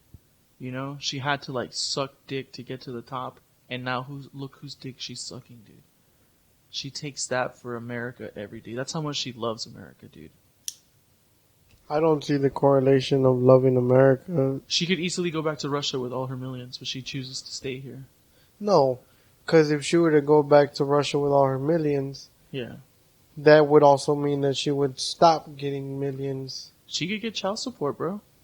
Well, yeah, but I don't think the divorce with Donald Trump. I mean, all his exes have made out. Who do you think wins with the lawyers on that one? Exactly. Oh, he pays the lawyers though, dude. He doesn't he's not gonna jip him with the lawyers, dude. The man always gets screwed with the legal fees.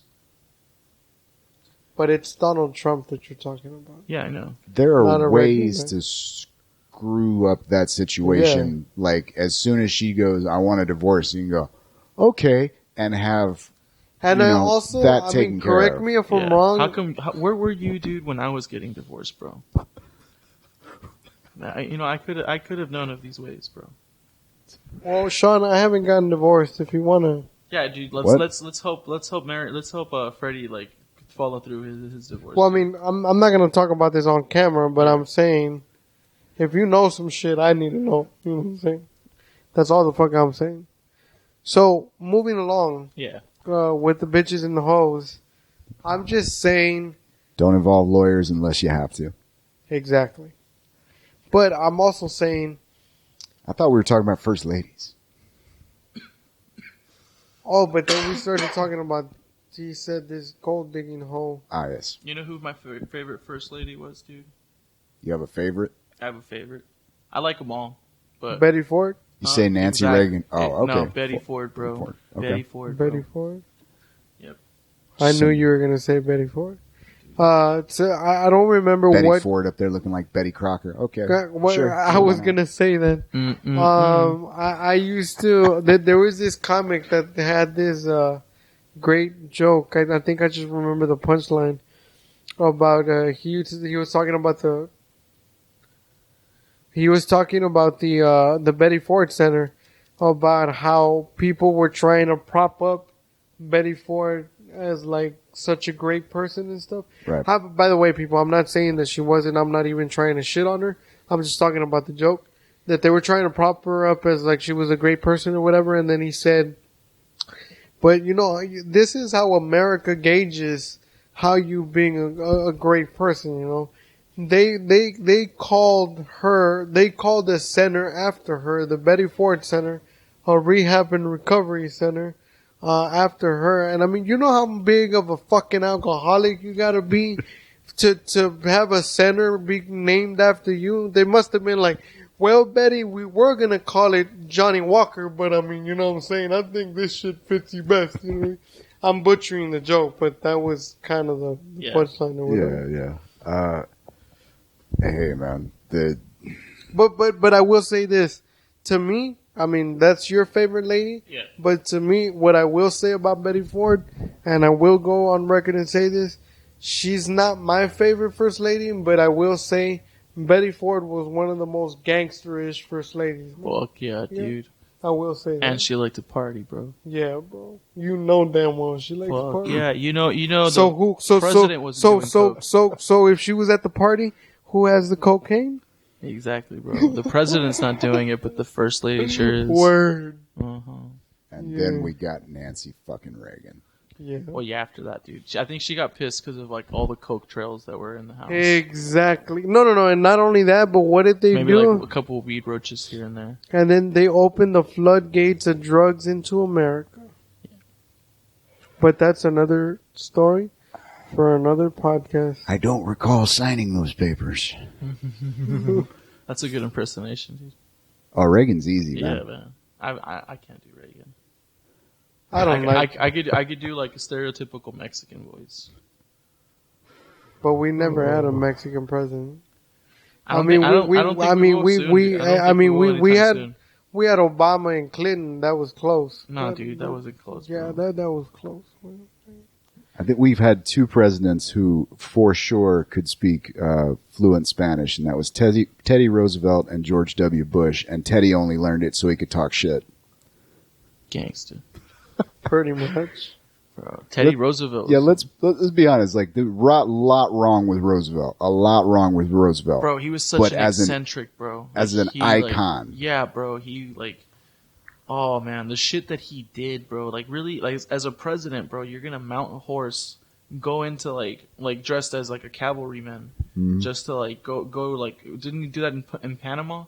Whenever they were doing the Panama Treaty or the I don't remember if he did a charge in Panama, but they when they invaded Cuba, he was leading the Rough Riders or whatever they're called. Dude, what the fuck? Was he hanging with DMX or what the fuck is? DMX was inspired by Roosevelt, bro. My boy Teddy. No, bro, that's some gangster shit. Your DMX is even better, bro. Yeah. No, my favorite DMX impersonation of all time, I haven't heard somebody do it better, was Cat Williams' bit. Oh, yeah. That motherfucker really does talk like that. Motherfucker, you need to be in a special class. I mean, just a treat for anybody who has not seen it. Anybody listening, if you have not seen DMX sing Rudolph the Red-Nosed Reindeer. Man, that is the shit, do bro. yourself a fucking favor. Yeah. Google, fucking YouTube that shit. I've played that video easily. I've played that video over 15 times, bro. That shit was on point. And I would use it as a fucking Christmas carol. Fuck that. I don't give a fuck. If they redid Charlie Brown's Christmas, that should be the soundtrack. Oh, fuck For yeah, real, bro. dude. Yeah, they're doing all these remakes, man. Maybe you should pitch them like a Charlie Brown like remake, dude. With DMX doing like the soundtrack to this movie. That definitely would not be for kids. He could even do like the adult people talking. Wah, wah, wah, wah, wah. No, I would like to really just hear him do this. Wah, wah, wah, wah. I just wonder how DMX would do that shit. Dude, for years I've been, this is a little bit tangent, but like for years I've been trying to remember where the fuck I saw it. Somebody did a Charlie Brown parody where it's like, and I think it might have been a Simpsons episode where it's like, you hit puberty, Charlie Brown. He's like, wah, wah, wah, wah, wah. Just sorry, should we explain who Charlie Brown is for maybe the millennials that are listening? No, fuck dude. I'm a millennial, bro, and I know what that shit is, dude. And it's not the millennials you got to worry about. It's the Z. I don't even know, bro. Who the fuck is the Z? I don't know. Isn't that the clan of zombies that fucking... Wait, that was a movie? Yo, did you know Teddy Roosevelt had a chest tattoo? What? No. Yeah, he had a chest tattoo, bro. He had Roosevelt sported a large tattoo directly on his chest. Tell me it was a bald eagle. It was a depicted of the Roosevelt family crest. He had the Roosevelt family crest on his chest. Which was a bald eagle holding his nuts. It was like a tomahawk. No, Andrew Jackson had a tomahawk on his thigh. I remember reading that. Yeah, dude. You know Justin Trudeau has a tattoo also?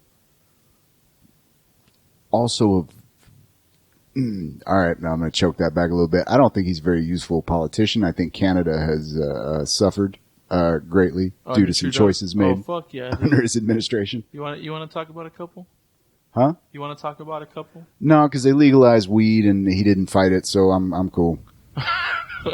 That is a very good argument there for him. You mentioned before Freddy compromise. Yeah, man, that's politics. Yeah, dude. And that's exactly, ladies and gentlemen, how you compromise. Now remember, he didn't fight it. It's not like it was his fault. He didn't make any push towards it. They just didn't fight it. That sounds like a lot of guys' stances on things in their relationships. I didn't fight it. I wasn't for it. I didn't say yes. I just didn't say But anything. I knew that I wasn't going to win, so just... Exactly.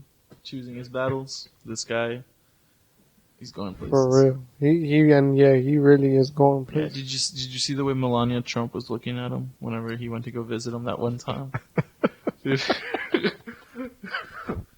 Yeah. She was like, fuck, dude, if I only would have come to Canada. I did this all wrong.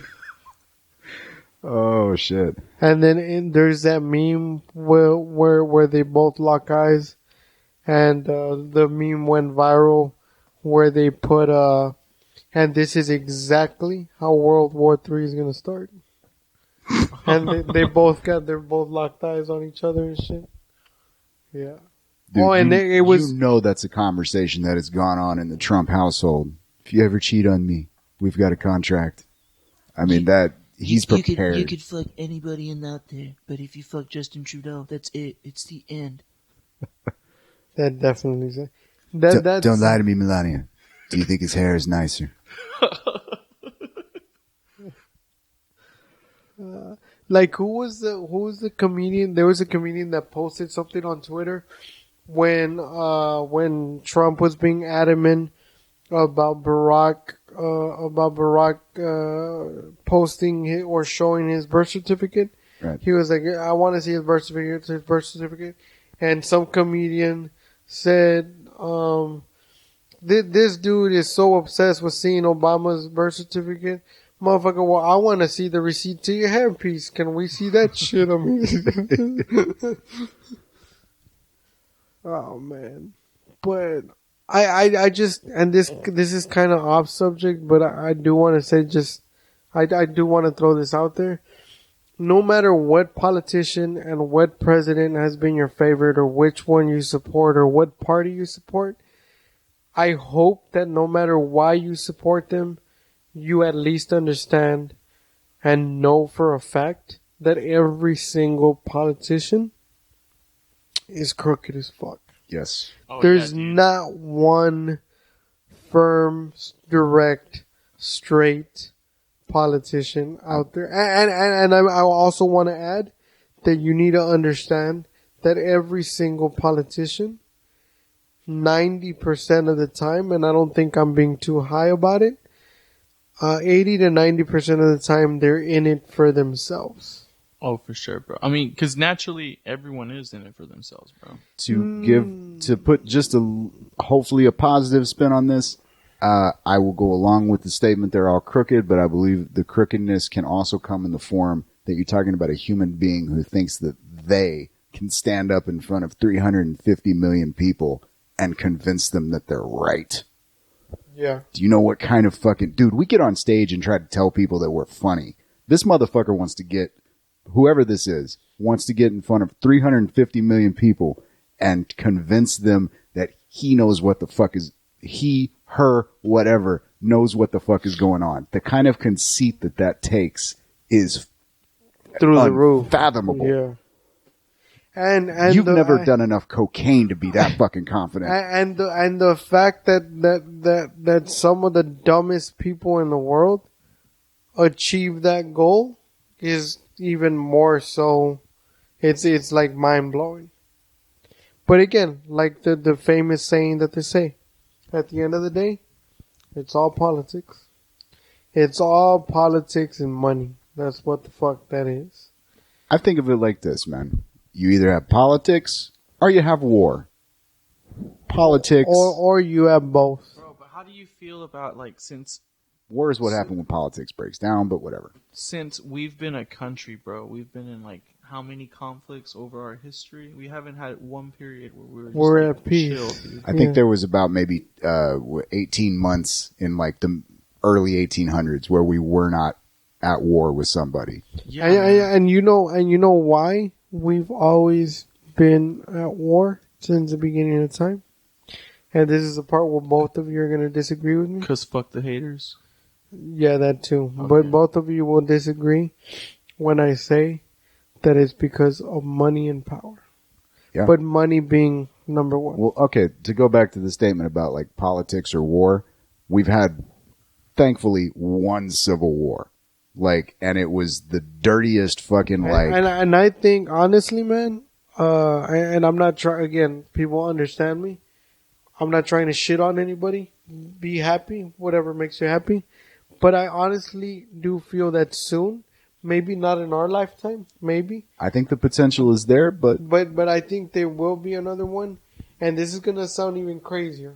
I think that the stem of that war is going to be over equality for the gay community and like the transsexuals, and because these motherfuckers What? are. Are you for real? Yeah, I told you were gonna think. Bro, I'm fucking I could crazy. only picture this dude. They're all gonna be wearing like matching camouflage, matching rainbow camouflage, right?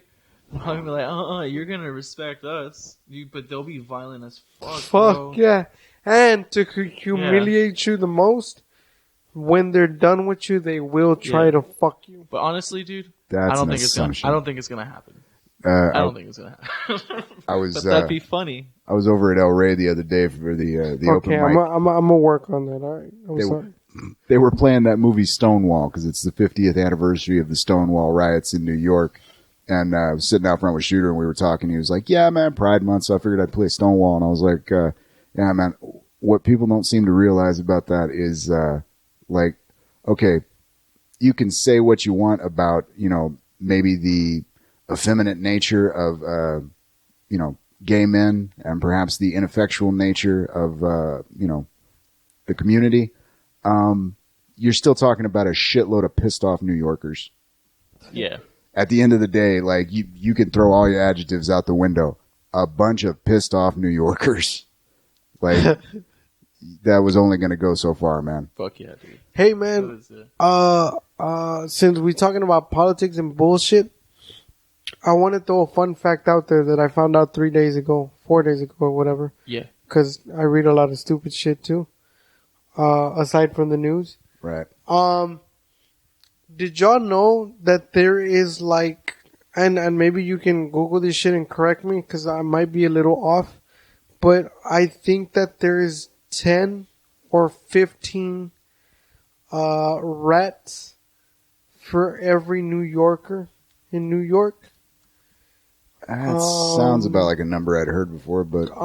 And I was just thinking, another fun fact is your full-grown house rat, your full-grown house rat, could chew through a steel lead pipe. Okay, I call bullshit on the pipe. Okay, can you check? But yeah, I'll check. But this says here there's approximately when this research thing was done in 2018. There's apparently 2 million rats in New York City that they have been accounted for. Like like percentage wise. There's probably more like underneath like sewer, like in like the city's infrastructure, like the drainage and all that stuff. Yeah. Dude, have y'all ever seen pictures of a rat king? Do you know what a rat king is? Yeah. Look it up. The motherfucker that runs. No. A rat king is what happens when so many rats. Fuck, You're looking at it. Gross as fuck, dude. So many rats force themselves into a small space, and their tails end up interlocking to the point where they're just knotted and they can't get apart. So you're talking about this just giant mass of all these rats just walking around. Usually they just die because they get stuck someplace, man. But like, there are pictures from like Paris and shit from like 100 years ago where they'd go down into the pipes and clean this stuff. I'm sure New York has probably seen some fucked up shit, man. So, like... You want to see pictures of this dude later on? Yeah. After this, dude? Not really, because I gotta go to sleep and shit, and I'm not gonna be able to sleep well with that shit. Oh yeah, that's nightmare fuel. Do you want to talk about your pest problem, dude? Do you have here right now? No, definitely not. Okay. I don't think that's something I want to talk about, because I gotta deal with it on a daily basis. Gotcha, bro. But what I was saying was, like... No love for the possum. If there's 2 million rats Right. in New York alone... And rats multiply like crazy. Yeah, too, dude. that's another thing. And second thing is that I don't think people know is like rats are not stupid animals. Like they can function to a certain extent. So, long story short, do y'all really think, I don't know what other way to say this or ask this, but do y'all really think that like maybe rats can like take over? No, dude, they're not smart enough. they don't live long enough. Yeah, and typically, so you don't think that they would be able to drive a city out? no. I mean, look how effective they are in New York. They're everywhere, yeah, but fucking people are still living with them. Yeah, and even like a plague type scenario, man. Like part of the reason that the Black Death didn't keep spreading in, say, the plagues throughout Asia and Europe were that the rats die. Yeah. So, all right, you remember the other day we were talking about the possums, man, and it was fuck yeah. Those things have been around since before the dinosaurs died off, man. They're like fucking, I want to say it was upwards of like 80 million years old. They're ridiculously like ancient creatures. They're smarter than rats. 70 million years old. And they roamed didn't with dinosaurs, dude. They didn't manage to do shit. Not a goddamn thing. So that's safe to say that they're never going to go away. Possums. Oh, no. You should just welcome this little guy that you have living with you, dude, and make him a roommate. At this point, you know. Hey, they take care of ticks, man. That's one of the reasons I love the little motherfuckers. They're not. It's not bad to have a couple around. As long as you don't have trash cans they can get into. I mean, the fact that he, crawl spaces, that's a problem. But, apparently they're clean too, man. I was looking up keeping them as house pets. They have rabies. No, they don't. Their body temperature is too low. Rabies can't. Or if I remember correctly, they're neutral carriers. They can't pass it, even if they do manage to get it. I ran one over when I was working security one time in this golf cart, and I ran it over. And have you ever stepped on a spider that had like babies on its back and they all spread? Yeah. All these babies ran, dude. But I came back thinking that the possum was dead because it was a pretty heavy duty like golf cart. So I go back, dude. This possum's not there. It survived. Yeah. I think that's part of the reason, dude. It just plays dead. That's why it lives so long. Well, that's the whole plan. I was telling you, man. I have had one in my backyard. It's called a four-eyed possum. Oh yeah. Dude. Yeah. It's they're usually like Tamaulipas is supposed to be like the northern part of their range, but I guess occasionally we get them up here. But these little motherfuckers don't play dead. They'll fight you, and like they're like bigger than our standard possums. Kind of freaked me out, man, because like it didn't have like the fluffy look to it. I was like, what the fuck is that in my yard, man? Oh yeah. And dude. it walked like right. It came like, I mean, it looked like it couldn't see me right, but like it was maybe 5 feet away. What creeps me out the most? They look kind of cute though. Yeah, man. I mean, look, they're not like. I mean, granted, I've seen some nasty looking possums. Something that like compared to like a regular possum looks kind of fucking mangy. They can, yeah. Yeah, like this one kind of looks like little like adorable, like a rodent, you know? Yeah, it looks like it almost has that more marsupial look to it. It's got Yeah, like the dude. bigger back legs. You're some nasty motherfuckers that. What are you talking about? Yeah. Bro, you look at this thing, you're gonna be like, "Oh, Nah, dude, no, fuck dude, that. you're a soupy motherfucker, dude. You're gonna think this Nah, thing's cute." fuck that. Look, I can almost understand if you know, city boy motherfucker, you know, giant rats in your house. I get it, man. But like, come literally living out in the fucking sticks, man. The fact that they take care of snakes, they take care of other rodents and ticks, especially the ticks. The ticks are important, man. Yeah, I count them. You can get Lyme disease from ticks. Yeah. Well, dude, you heard about that, the Lone Star ticks, man, where like it makes you allergic to red meat? What? Yeah, man. Oh shit. Fuck, dude, that's crazy, man. Fuck that. Not my jam, man. I give up a lot of things, but not steak. Alright. Holy shit, I did not know that. Yeah, look, man, they're not the prettiest things on the fucking planet, but they're useful. You know what I mean? There's a reason why they're here. Yeah. You know how we were Dude, talking about now, with the bees? There are two critters thing- that I will fight. Like, if somebody comes out and is like, "Hey, I'm going to kill this thing, man." Possums, I'm not going to fight too hard because they do fine. They got their numbers, man. But like, you know what an indigo snake is? Yeah, dude. The black snakes. Yeah. Those things are, one, they're not fucking poisonous, and two, they eat rattlesnakes. That's my best fucking friend. And they're pretty, man. But like, I've had to talk like several motherfuckers. We had some guys out doing. I think they get freaked out because it's black. It's like jet black. Yeah. They've never seen like, they don't know what the fuck a snake is. They just go, "Oh fuck," you know what I mean? Yeah. They just know it's a snake. Have you ever seen one, Freddy? Nah. No. They're like Let me see if I can show you. They're not exact. Yeah, Fuck, that shit looks crazy, they're dude. the largest snake in North America. Bro, yeah. They get fucking huge, man. But they're gangsters, dude.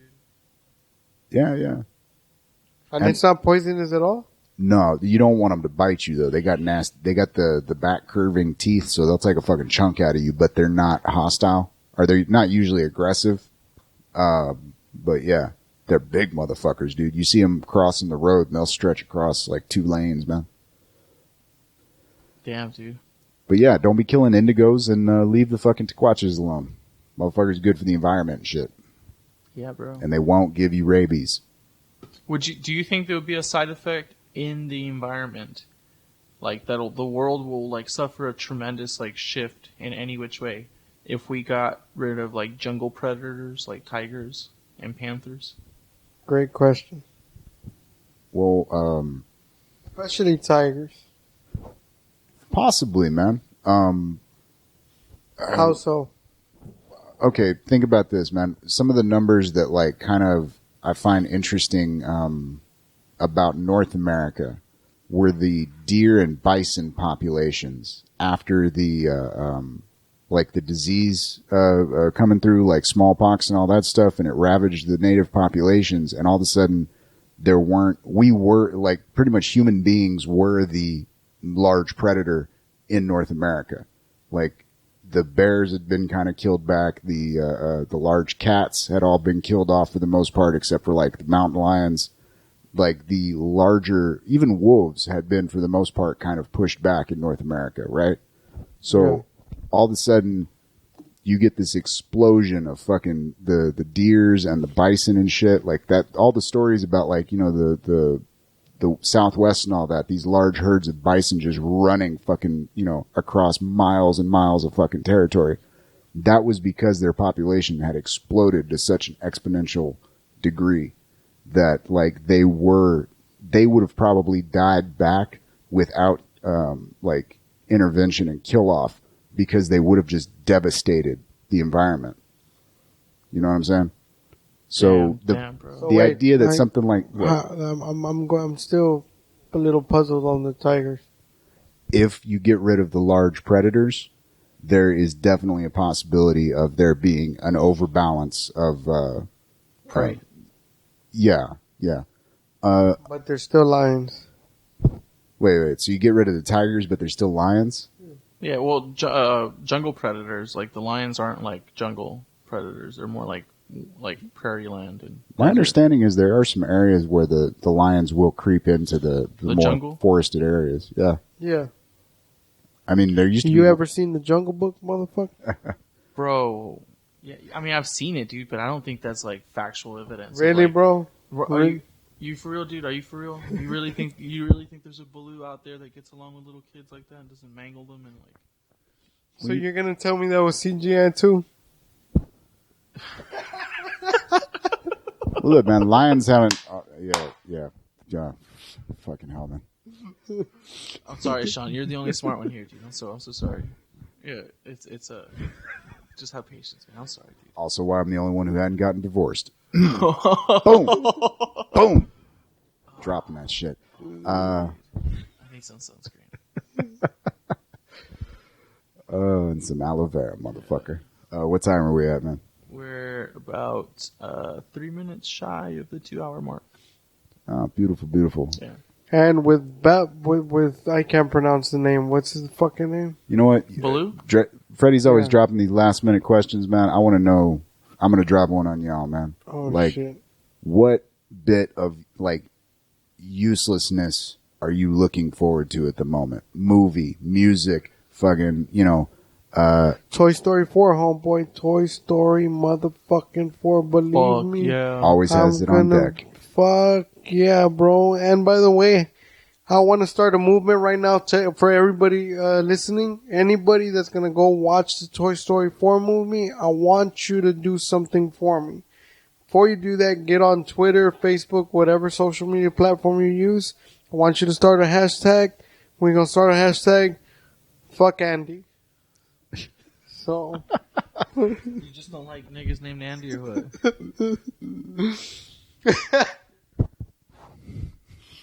All I'm saying is, fuck Andy. Bro, get over that shit. That was like 2 movies ago. Fuck this is like Andy. Fuck Andy and his bullshit and his ass that he wrote on. Fuck Andy. Nah, but like you're looking forward to that movie? Yeah, fuck yeah, man. And I'm not gonna lie, bro, I was talking shit at the beginning, Right. but I've seen 4 different previews of The Lion King. Homeboy, I'm not going to lie. Not too bad, dude. I heard some dirty shit about them not paying the original writers and they're using the original script, but I'll be honest, you can watch that trailer and tell that whoever's making it was a fan of that original movie. Yeah, man. That shot for shot look is right on point. For real, dude. Like, I was talking shit about it at first, but then when I saw those 4 different previews, I was like, I can get behind this shit. It looks legit, man. It really does. Yeah. So Lion King, but honestly, the one at the top of my list is Toy Story 4. And the only thing, I can also say this too, because it really does bug me. The only thing that bugs me so much is that my kid is still so small, and I can't take her with me to go watch the fucking movie.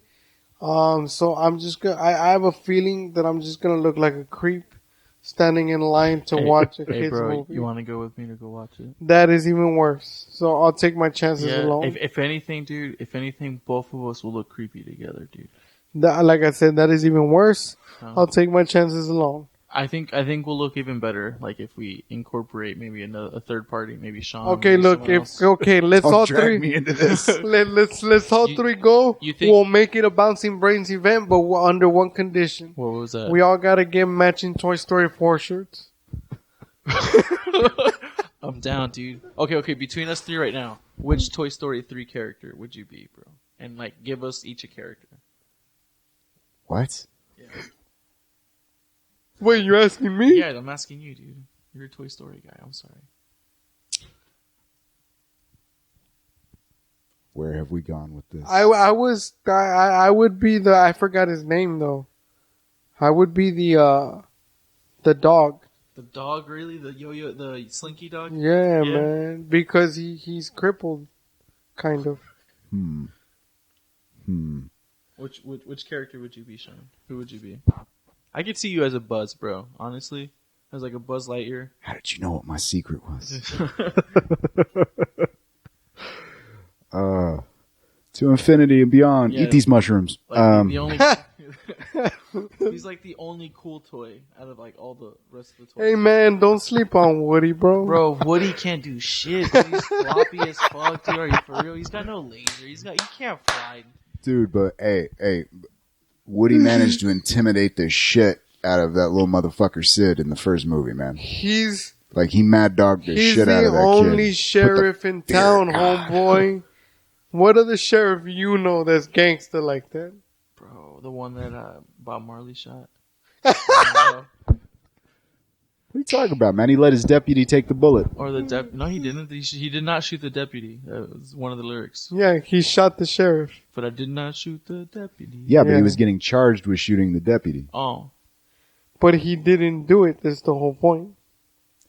I realized I may be ill prepared to work for this logic. Oh, okay. I took a stance on instinct. I'll back off of it. But I've and the other one, but I don't think this is gonna be this year. I think it's scheduled for next year, late next year.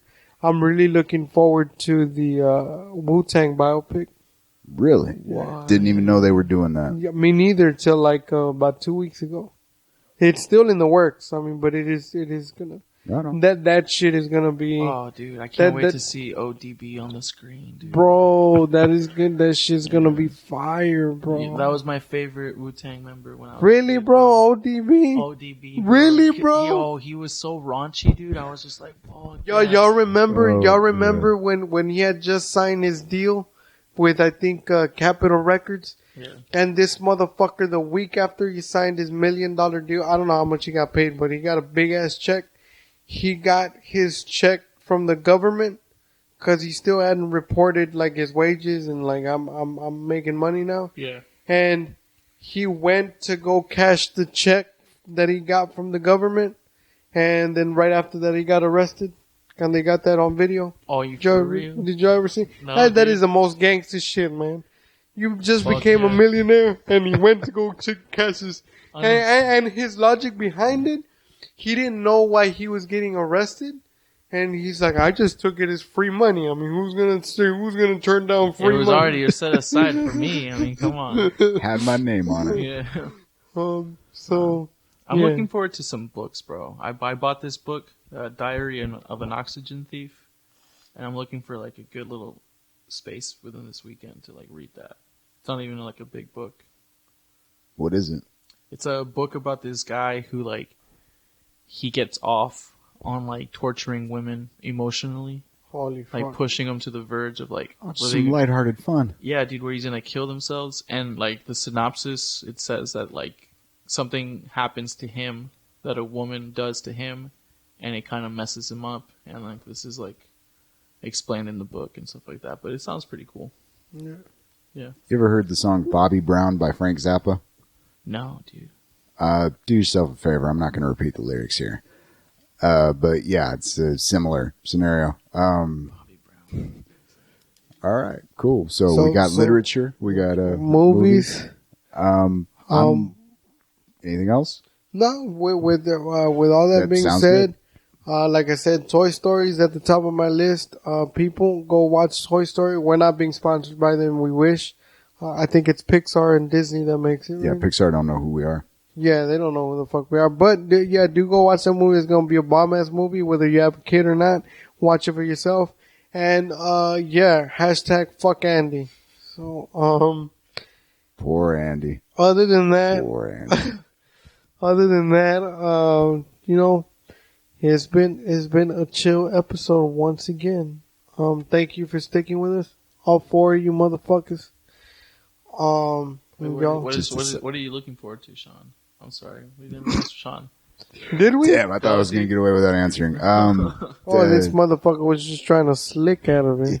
Is it embarrassing, dude? Are you No, I'm actually looking forward to a you TV gonna show bin- coming out in a couple weeks called The Boys. It's based on a dirty little you comic.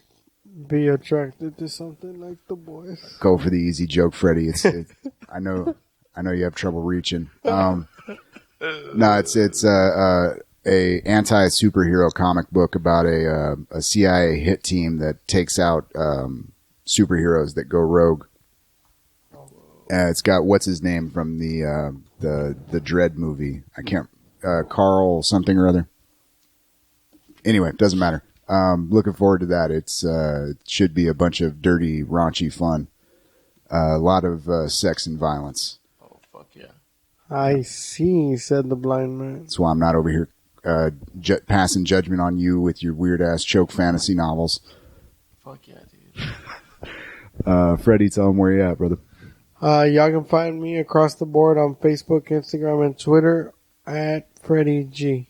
You can find me at hatfieldstandup@gmail.com as well as on Facebook and Twitter. You can find the audio version of this podcast at shoutengine.com/bouncing brains. You can listen to new episodes premiering every Monday, Wednesday, and Friday at rgvtitanradio.com. Show them some love.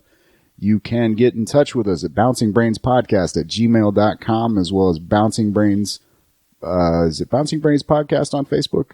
Yes. Yeah. Bouncing Brains Podcast on Facebook. Yes. You can reach out to us on Twitter, but we probably ain't going to get back to you. You can find the audio version as well as on the Google Music Play app as well as on Stitcher under Bouncing Brains, folks. It's been beautiful. Until next time, y'all have a good night. Peace. # fuck Andy. Fuck him.